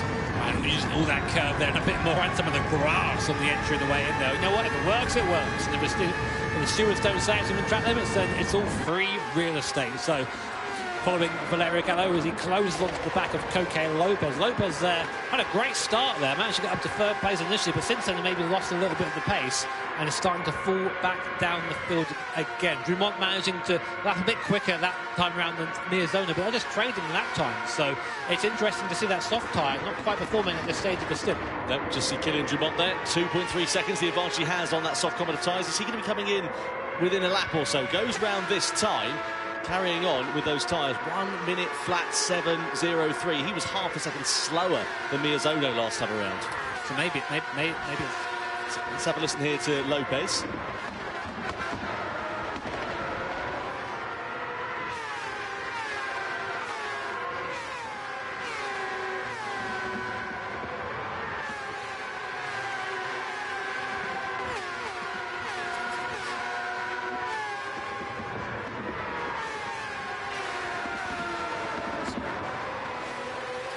Well, fascinating to hear there from Coque Lopez. Really good to get a bit of backstory about the driver, the former Nations Cup champion, as he sits in 5th position. Right behind him, though, is another former champion, Valerio Gallo. Look at the tyres on the rear of Kylian Drumont, down to 23%. They're going to be feeling pretty second-hand at this stage, and they're going to be going down at a vast rate of knots. He carries on in the lead of the race for another run round. Does the Frenchman at the moment. He's got a box. He's got a box, so he's doing 108 right now. So, sorry, 1 minute 8.8 for that, right? But that's still 6/10 slower a lap. I mean, look at the gap in the front, 1.6 seconds now between Miyazono and Drumont. I think if he stays out on this soft tyre any longer, he's going to risk ruining his strategy here, because Miyazono is able to keep that pace on a tyre that is worse than Drumont. There you go. You see the gap there coming down a second in 2 laps. Drumont needs to respond. Drumont then through that right-hander. This is where he's going to be really feeling the pain of the poor traction of those very worn soft tyres on the exit of that corner. Kylian Drumont just going to not be feeling good at all. Look at that rear left, down to 12%. The rear right is absolutely fine. Illustroza going into the pit lane then, so he's gone from the medium tyres. Where is he going to emerge and on what tyre as well? I know he's a bit of a way down the order and out of sequence, but I'm just keen to see what his strategy is. He goes for the soft tyre then in the middle stint. Drumont has to come in, otherwise he's going to end up sending it into the barrier, I am sure. Miyazono carries on the medium compounds. Now, where will Drumont go in the middle stint? Then we saw that he had a really bad pit entry there. He I think just got out of shape going into the pit lane. So those rear tyres there just burnt. He goes on to another set of the soft tyres. So that's at least a free stop then. It's going to be from Kylian Drumont, and I think that's going to be the fastest way around here, Tom. Yeah. I think that you're absolutely right. Go for the hard tyre as late as you possibly can. Try and get those, like we saw with Igor Fraga actually in the Manufacturers' Cup earlier on tonight. Just try and do a 1-lap dash on those and have as little time on it as you possibly can. See De Bruyne and Sasaki all over each other like a cheap suit at the moment as they try to find their way past one another and navigate around this fantastic Road Atlanta circuit over the crest of the hill. Sasaki there looking for an inside line. He's in the slipstream there, pulls out a bit from Kai De Bruyne, so doesn't want to get himself ahead of the Dutchman at the moment, just wants to stay on his wheel tracks.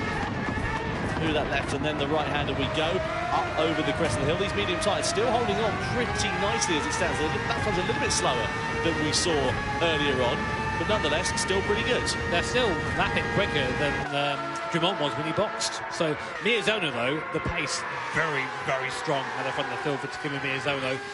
Comfortably the quickest man in the first 5 cars. Serrano actually the quickest man on track on that last lap, down in 6th place, but not quite making his way to the front of the field just yet. So we're with Valerio Gallo right in the wheel tracks and bumping Coque Lopez. Now he just got a warning for that, and I just saw him do it again there right on camera. So that, I'm not sure what the stewards are going to say about that. I don't think it was. It's a tricky one because you don't want to lose momentum, and you can do that by giving the guy in front a little bit of a tap. But if you do that, you might also risk damaging the cars. That in front as well, you've got De Bruyne versus Sasaki. He keeps doing it, does Valerio Gallo, and the stewards will be coming down like a ton of bricks. Lopez decides to get out of it. He lifts off the throttle down this back straight, says thanks very much, and lets Gallo back through. He wants absolutely no part of what's going on at the moment, does Coque Lopez, and I wonder whether Gallo may be under investigation once more and possibly being set for a penalty here, because the stewards have seen now another 3 instances of that over the course of that last lap.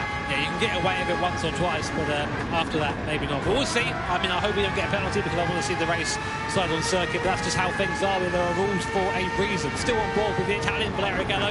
Pace is good for him on this mid-stint. 1 minute 0.2 last lap, so very, very quick at the moment. He's got the bit between his teeth and now looking to try and close in on Sasaki and Kai De Bruyne, who I think his effort has, I say, it's not fallen off. He's done a 1 minute point 4 last lap. Interestingly, a mistake, I think, from Miyazono last lap. A 101.1, which is about half a second slower than he has been doing over the course of this race. Sasaki looking to the inside of Kai De Bruyne, up the inside goes the Japanese driver up into P2. Now, can he catch his fellow countryman? Beautiful block pass there from Sasaki as he came through the chicane. He's coming around that right hand, a tighter line though, and De Bruyne's not going to take this line down. Is he going to try and do exactly what he did last time on Lopez? He goes for the move on the inside and goes through back into second. Kai De Bruyne, fantastic bit of commitment he's got through that first corner, and that's left Sasaki under threat here from Valerio Gallo. Look at him pushing the rear of the Japanese driver's car. You've got to be so careful, especially through these high-speed corners. Any wheel-to-wheel contact, and it's straight off to the single crash.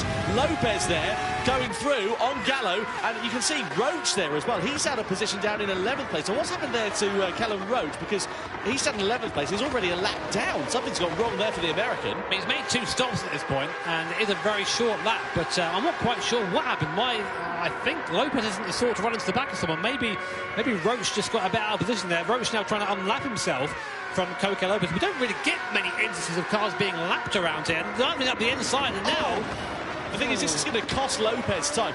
Callum Roach, he's well entitled to do that. You can unlap yourself, but Lopez is going to be, well, madder than a polar bear in the Canaries after this one, because it's ruining his race at this stage. And look at the gap now that's been presented between himself and Sasaki. It's up to half a second. Now he's got all of that hard work to do again with a fast and furious American behind him. Stewards are going to be busy on this one, I think. Yeah, what an interesting scenario, because we've never had a lap that's been this quick in these cars, and if you box twice earlier, which is what Callum Roach has done to try and have a fast run later on, then you can end up being a lap down. But honestly, at this point, I don't know what the rules are. Right, let's see what the stewards do. Another bit of contact. Yeah, the thing is, it's too forceful, isn't it? If you're trying to lap yourself, fair enough, but you can't go and crash into the other side of the other driver. And you see, he picks up a warning there for colliding with another car, and I wonder whether it's going to be long before we see the stewards coming down on this like a Gallo. Look at this now. Gallo's trying to take advantage, trying to get his move done on the inside of Roach. Oh, this is getting very scrappy indeed. Lopez getting hung out to dry here. More hip and shoulder, more contact, and Serrano is coming through on his countryman as well, and does so for 4th place. So Serrano, in all of that drama, now moves on to the back of Takuma Sasaki for 3rd. All this does is benefit Miyazono and Kai De Bruyne, who are just outside of this battle. But yeah, I don't really know. It seems that it's just desperation from Callum Roach, because he's a lap down. He knows he's got pace in the tyres, but he can't do anything with it because he's stuck in this train. So I mean, Miyazono there, a track limit penalty for our leader, so that's going to help Kai De Bruyne a second.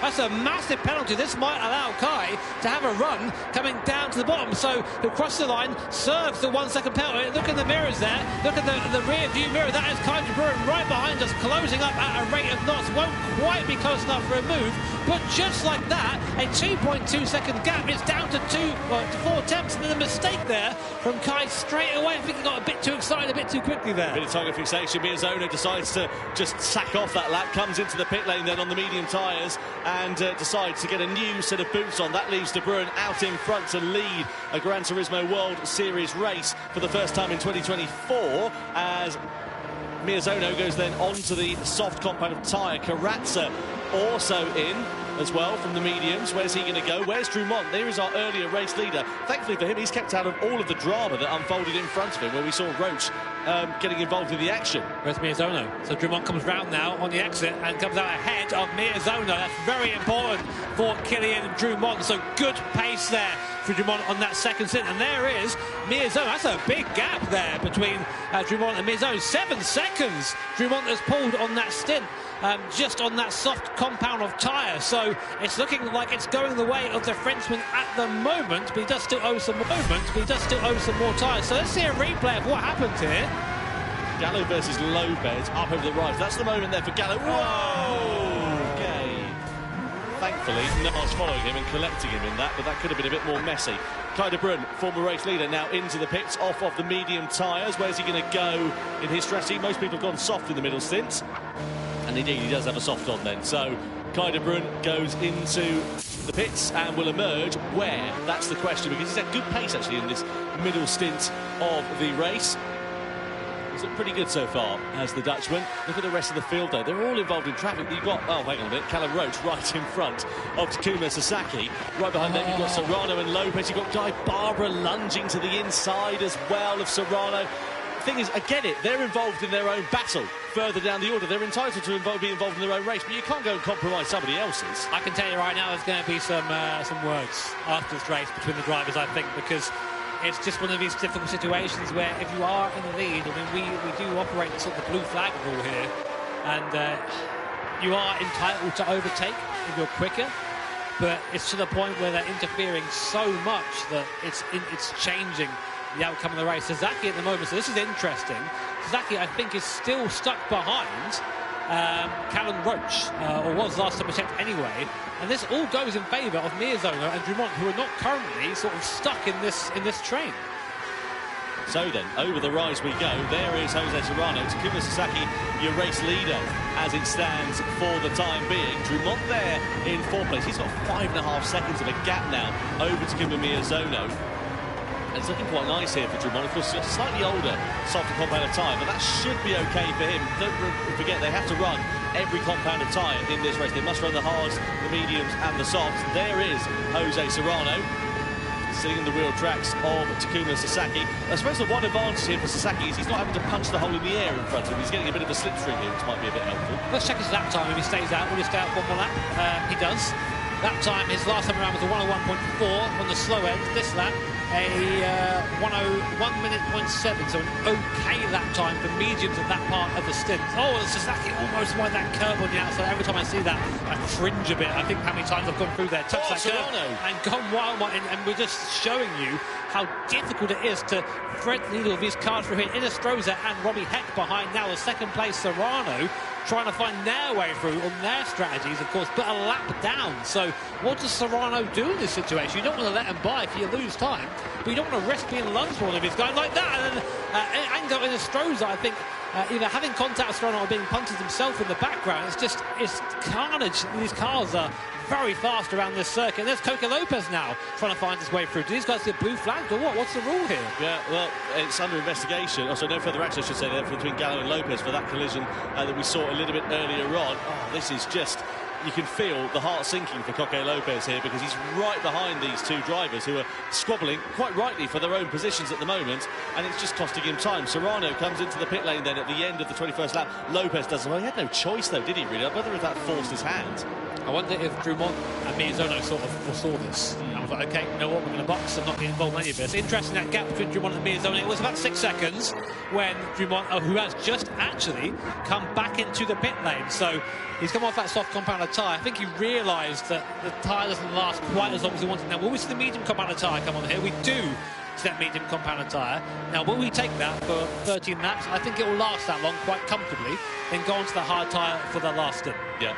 So, no further action there with Inestrosa versus Robbie Heck for their collision. Out on track, the stewards decided that all's fair in love and war as it stands. So, Sasaki, the only driver who hasn't made a pit stop in this race, just to remind you, he's managed to run those soft tyres, medium tyres, I should say, 21 laps from the start of this race, which is mightily impressive, but I bet you they're going to be feeling pretty clapped out now, and he'll come into the pits, and indeed he does. That is going to release Takuma Miyazono to the lead of this race. Now, where does Sasaki go in terms of his strategy? He's been on the mediums. Does he go for the soft in the middle stint and try and run the hards right at the very end, or does he do a middle stint on the hards? He does do a middle stint on the hards. Now, how long is he going to run this for? You'd imagine one lap, one and done, then stick the softs on for the end of the race.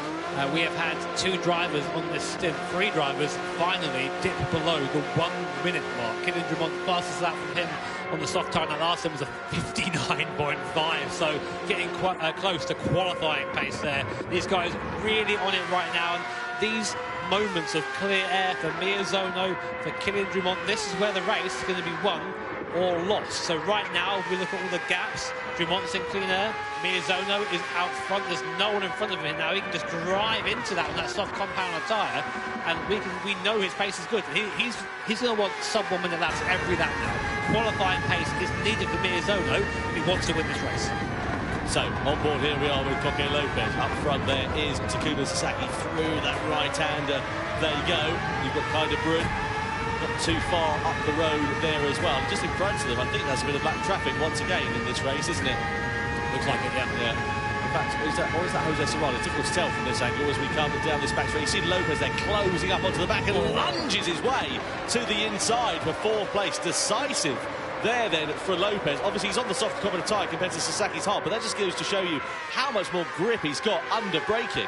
Yeah, I mean, that was just easy move for Coque Lopez. Up into P4 now. This is Coque Lopez's favourite place. He loves the P4, does Coque Lopez. He's always sort of hovering around here.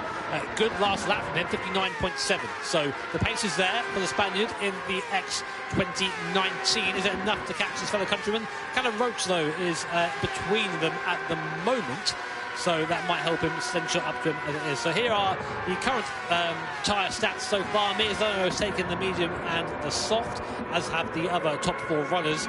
A reminder, you do have to use every compound of tyre. Only person, or the people who've done that so far, are the bottom four, which is maybe the reason we've seen them being lapped at the moment. So, lap 23 out of 35. Miyazono still leading this race. He's on the soft compound tyre as it stands. He's setting very fast lap times. Another 59.9. He's the only driver, aside from Coque Lopez, who was in the 59s last time around. But here is the man who is trying to challenge him for that victory. He's kept himself out of trouble, out of harm's way. Crucially, out of all that lap traffic drama that we saw early on as well. It's Kylian Drumont, the man who started this one on pole position, and that is going to be music to the ears of him. Look at that clear air in front of him. It's very hard to come by here at this Road Atlanta circuit, but at the moment he's lapping it up and doing a superb job. Probably the only thing I can foresee for him is that he's got Valerio Gallo on the soft compound tyre behind. Both, though, roughly about the same sort of time. The fact is, Drumont last time around was a 59.8, and that is exactly the same time that Gallo was setting on the soft compound tyre. Yeah, so I mean, you can just see the pace of these guys right now. This is basically the hot lapping part of the race. Everyone's finding a little bit of space. Everyone knows the car right now. Everyone knows what they're capable of, and they just need to be putting in these quick laps. It's taking an analogy from F1 as Schumacher Hungary from whatever year that was, 98. You know, it's that. You have to just get your head down and just perform, get those results. These guys are the best drivers in the world in Gran Turismo. So many of them now dipping under 1 minute for a whole lap of Road Atlanta. The pace here is unreal. 10 laps to go then here at Road Atlanta for the grand final of the Nations Cup. Kai de Bruyne, we ride on board with him. Is he bob on for a podium? Let's find out a little bit more about the man behind the mask. No, we won't. We'll do that a little bit later on, because you can see Kai de Bruyne sitting there in second place. There is Takuma Miyazono, 3.8 seconds, 3.6 seconds now up the road. Looking pretty interesting, this one. Kai de Bruyne's captain. He is. He is captain. This will be amazing for the Dutch driver. One of the youngest drivers here is Kai de Bruyne, but you wouldn't know that from his driving. Very mature driving style, very fast as well. And I think at the moment he has the pace capable of catching one of the best GT drivers in the world, Takuma Miyazono. Here is Adriano Corazza, again driving from a poor grid position, P9. He started up in P6 now, so decent comeback so far, but I just don't think he has the pace to really challenge that top five at the moment. Warning triangles for some of the drivers on their rear tyres, Robbie Heck and Guy Barbara. That means that their tyres are absolutely cooked. They've got to come into the pit lane at the end of this lap. Sasaki comes into the box then, off of the hard tyres on this middle stint in the race. He goes for the softs right to the very end of this one then. So Sasaki's done all three tyre compounds. Now he can run to the checker flag. What about the likes of Takuma Miyazono, Kai de Bruyne, and in fact all the drivers in front of Sasaki and Drumont, actually, for that matter, as Drumont comes into the pits for his final stint in this race. Where's he going to go? Medium tyres then for him. Just comes in for a bit of fuel. By the looks of things, he's quite happy with those medium tyres. He's deciding not to change them with 9 laps to go. Probably just an update on some of the rules questions we asked a bit earlier on. And it's basically, if you get a blue flag, you have to get out of the way. We don't have that information, whether they're being shown blue flags or not. But you are allowed to retake or re-unlap yourself if you have the pace to do so. So then, here is Drumont coming down through, just sitting all on his own at the moment. Where is he in terms of his lap times? Last time around, of course, he was a little bit slower, 1:06.4, because he came into the pit. Oh, it's in the wall! Kylian Drumont's thrown it away! I don't believe it! The Frenchman, coming out of the pit lane, made a pit stop for more fuel, stayed on the medium compound of tyres, and he sent it into the barrier on his outlap. That has handed this race to Takuma Miyazono on a platter, on a massive just sigh, collective sigh here at the venue in Montreal. Sad to see it end that way. Sad to see it end that way. Here's a replay of what happened. So we're on board with Drumont. Comes onto the curb there, turns in, just gets on the curb a bit too much. You just can't save it at that point. The car goes off, and Dumont will be absolutely kicking himself down there. What a way for that to end. Such a shame for Kylian Dumont. Now, look at this. Battle for second between De Bruyne and Serrano then. Down the start-finish straight we go. Serrano's going to send it on the inside. Oh, fantastic from Jose Serrano as he takes the lead at the start of lap 28 to the delight of the crowd. Miyazono into the pits then, onto the hard compound of tyres on lap 28. Surely he's going to want to run this for as short as he possibly can. But, I mean, you're looking a bit confused with that one, JB. Yeah, it's an odd place to take the hard tyre. I mean, you can run soft to the end here, you can run mediums to the end here. To take the hard tyre, it just feels like there's a bit of a miscalculation there from Miyazono. So what I would like to see is that lovely little tyre graphic we have showing what has been run by each driver so far, so we can better understand what's going on. Here we are then. So Miyazono, yeah, he's going to go on that hard tyre. It doesn't have to stop again. I mean, you could come in again for another soft tyre, but it doesn't seem right to me. Serrano, who's currently out front, also has to box for that hard compounder tyre. But on this pace he's on, if he can eat this out right to the end and pick for the hard tyre right at the end of the race, he has a chance of winning this. Well, every other driver in front has to run the hard compounder tyre. So it's going to be interesting to see what happens here. Kai De Bruyne there into the pit lane. So where does he go from the soft compounder tyre? He goes on to the hard as well. So are they just going to run the hards? Possibly can. At the moment, it's looking okay. Kylian Dumont on the recovery after sending it into the barrier. He's had a sequence, though. He's a lap down on Coque Lopez. Lopez sitting in second place at the moment. It's a Spanish 1-2 with just 6 laps remaining. As De Bruyne comes out of the pits, he's going to be net on for a podium as it stands now here in World Series 1 in 2024. He's driven a quite superlative race. I don't want to jinx it because I know what the commentator's curse is like, but he's having a fantastic run of things so far. Just looking at the lap times right now, what I would like to see is a lap time for Miyazono on this hard compounder tyre. So we'll keep an eye on that because that's going to be pivotal. That pace on the hard tyre is going to decide this race for Takuma Miyazono. Right now, Serrano blistering lap times to him, low 59s from Jose Serrano. So he knows this stint counts. He knows he has to push now. Coque Lopez also putting in some decent lap times, just not quite as quick as his fellow countrymen. There is Takuma Miyazono. There is Kai De Bruyne. So that is the race for them now. They're both on the hards to the end of the race. So it's going to be a straight fight. Serrano again well into the 59s. I'm still waiting for Miyazono to come through the last part of the lap to see what sort of pace he's on. What he needs to be maybe is within a low 1 minute lap time. Anything more than that, it's a 1 minute 0.6 for Takuma Miyazono, which is not a bad lap on that hard compounder tyre, but it's 8/10 slower than the current leader. Yeah, Serrano and Lopez still eking it out on that soft compounder tyre. You can see the rears, though, getting pretty second-hand, to be honest with you. So I wonder whether they'll be coming in at the end of lap 30 for a new set of boots for the hard tyres to the end of this race. What does Serrano do? Nope, goes round again. I would, if I was him. Yeah. I would do exactly the same thing. I would that tyre for as long as possible, the hard for the littlest time, because he's still capable of doing these sub 1 minute laps. Every lap he's doing that, he's building that gap to Miyazono or closing it depending on the aggro. We don't really know where he sits right now, which is quite an exciting thing. But again, Miyazono, yeah, about 6 to 8 tenths a lap slower at the moment. So it's going to be close, isn't it? It's going to be really very close at the end of this one. I hope you're excited for this as much as we are here in the commentary box. So a Spanish 1-2 at the moment. They've both got the hard competitive tyre. They've both got their final pit stops left to run in this race. There's Valerio Gallo. He's up the road in 6th position, and this has been a fantastic race from Jose Serrano, part of the Spanish team which won the Nations Cup last year, along with Paul Ura and Coque Lopez, of course. And Serrano continuing where he left off. These guys are now to win races. They are the Spanish contingent here in the GT World Series are all massively decorated, extremely quick, extremely consistent.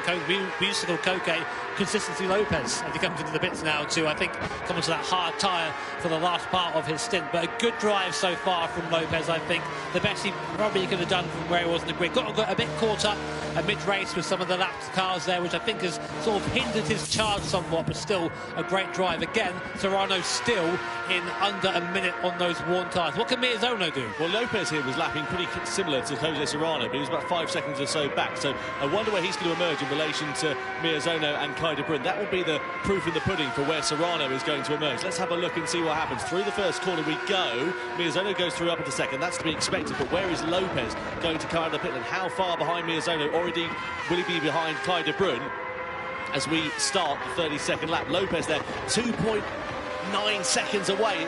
It's going to be pretty close. But look at Serrano. He's now built that gap up to 31 seconds. Has this been a masterclass from Serrano? He comes into the box now for his final pit stop, has to take that hard compounder tyre. 32 seconds was the gap as he came into the pits. Will he get out before Miyazono crosses the line and overtakes? This is now everything for this race. These mechanics chucking on a set of the new hard Michelin tyres. Serrano exits the pit lane. Where is Takuma Miyazono on the track map? He's still going through the last chicane. There's Miyazono now. Where is Serrano? Miyazono coming around the last corner. Serrano now exiting the pit lane. Where is he? Across the line. Still waiting. Still waiting. Still waiting. There he is. It's Serrano out in front. He is Jose Serrano out in front of Takuma Miyazono. What a stint from the Spanish driver, and now it's a straight fight between two of the quickest GT drivers in the world. The only thing I will say, Serrano's got to get temperature into those tyres as we come through these first few corners. It's fast and flowing, and that's where Miyazono will be able to use the extra speed. He needs to go now, as soon as he can, to give Miyazono in order to be able to win this. It's Serrano versus Miyazono, Spaniard versus Japanese driver, as we come down this back straight. So Miyazono's got the advantage in the slipstream. Is he going to have a dive to the inside for the chicane? Serrano's going to be wide to that. Goes to the defensive line, tries to park it on the outside. Miyazono goes for the outside line. Side by side they go. Down into the chicane. And Miyazono leads at the end of lap 33. That was crucial for Miyazono. He needed to do that to take the lead away and retain his chances of victory. This fight is going to go down to the line. Guarantee Miyazono was shocked when he saw Serrano ahead of him there. No one would have suspected Jose Serrano to have that pace in the mid-stint, but we should know better than that by now. This guy is a multiple winner here in the GT Life Festival World Series. Miyazono rocketing away down the hill there, using the advantage. A bit of a gap coming down to the straight. Already 8 tenths in that first sector. Miyazono is locked in now. Can Serrano do anything from here? Sasaki with a penalty there in P5 as well, but the battle remains up front, weaving on the straight, trying to break the draft. Can Serrano do anything to catch Miyazono? Well, the crowd here are absolutely loving this one in Montreal, and Miyazono pulling out an advantage of 6 tenths of a second in a lap. 2 laps soon to become 1 remaining then here for Miyazono. It is now or never time for Jose Serrano as we come around the final corner here at Road Atlanta to begin the final lap for the grand final in the Nations Cup. It is advantage Takuma Miyazono as we go through turn 1. You have to wonder, what if Serrano stayed out one more lap on that soft tyre? Would it have mattered? Would it have counted? Who knows? But we're on the last lap here, 8 tenths of seconds the lead. Miyazono just rocketing away in that first sector. I think Serrano had a mistake there. The gap over 2 seconds now, and Miyazono showing you why he's one of the most respected drivers in the Gran Turismo community. This guy putting on the clinic here. He's only got half a lap now between him and victory. Miyazono looking dominant once again. This has been an absolutely fantastic performance from Takuma Miyazono. It looked like it had swung in the direction of Jose Serrano, but Miyazono was there. The temperature was in his tyres. He was ready to pounce. He had the initiative. He took the initiative. He took the lead of the race away. And now he comes through the final series of corners. What a commanding drive from Takuma Miyazono here in the Nations Cup as he rounds the final corner at Road Atlanta to win World Series 1 here in Montreal. Fantastic. Takuma Miyazono takes top honours. It's a double Spanish podium with Serrano leading home Coque Lopez as well. And a fantastic race for Kai de Bruyne, the Dutchman. 4th position at the checkered flag. But what a drive. He's not a triple world champion for no reason at all. That was the drive of a man who wants to get another title in 2024. Amazing drive by Takuma Miyazono, but of course big mention to Jose Serrano. He's plus 8 positions from his starting place. He almost won this thing. That middle stint was outstanding, but you have to wonder what could have been if there wasn't all that confusion mid-race with the lapped cars, that definitely cost Coque Lopez, definitely cost Jose Serrano, definitely cost Kay de Bruyne in time. Miezono was probably the only one that didn't get in the way of that one. So, but amazing racing here, and just like always, the Nations Cup comes down to the last lap. What fantastic viewing. Let's have a look then at some highlights from that fantastic race. Takuma Miezono taking top honours, but it was Kylian Drumont who started it on pole position on the soft competitive tyre, and it looked like he was bob on for running a blinder of a strategy. We saw some great moves being made from Kay de Bruyne as he elevated himself up the order. Coque Lopez here with Sasaki as well. They had a bit of contact with one another earlier on in the race. And it all got a bit messy in the mid-stint as we saw some lap cars getting involved in the action, which cost a lot of...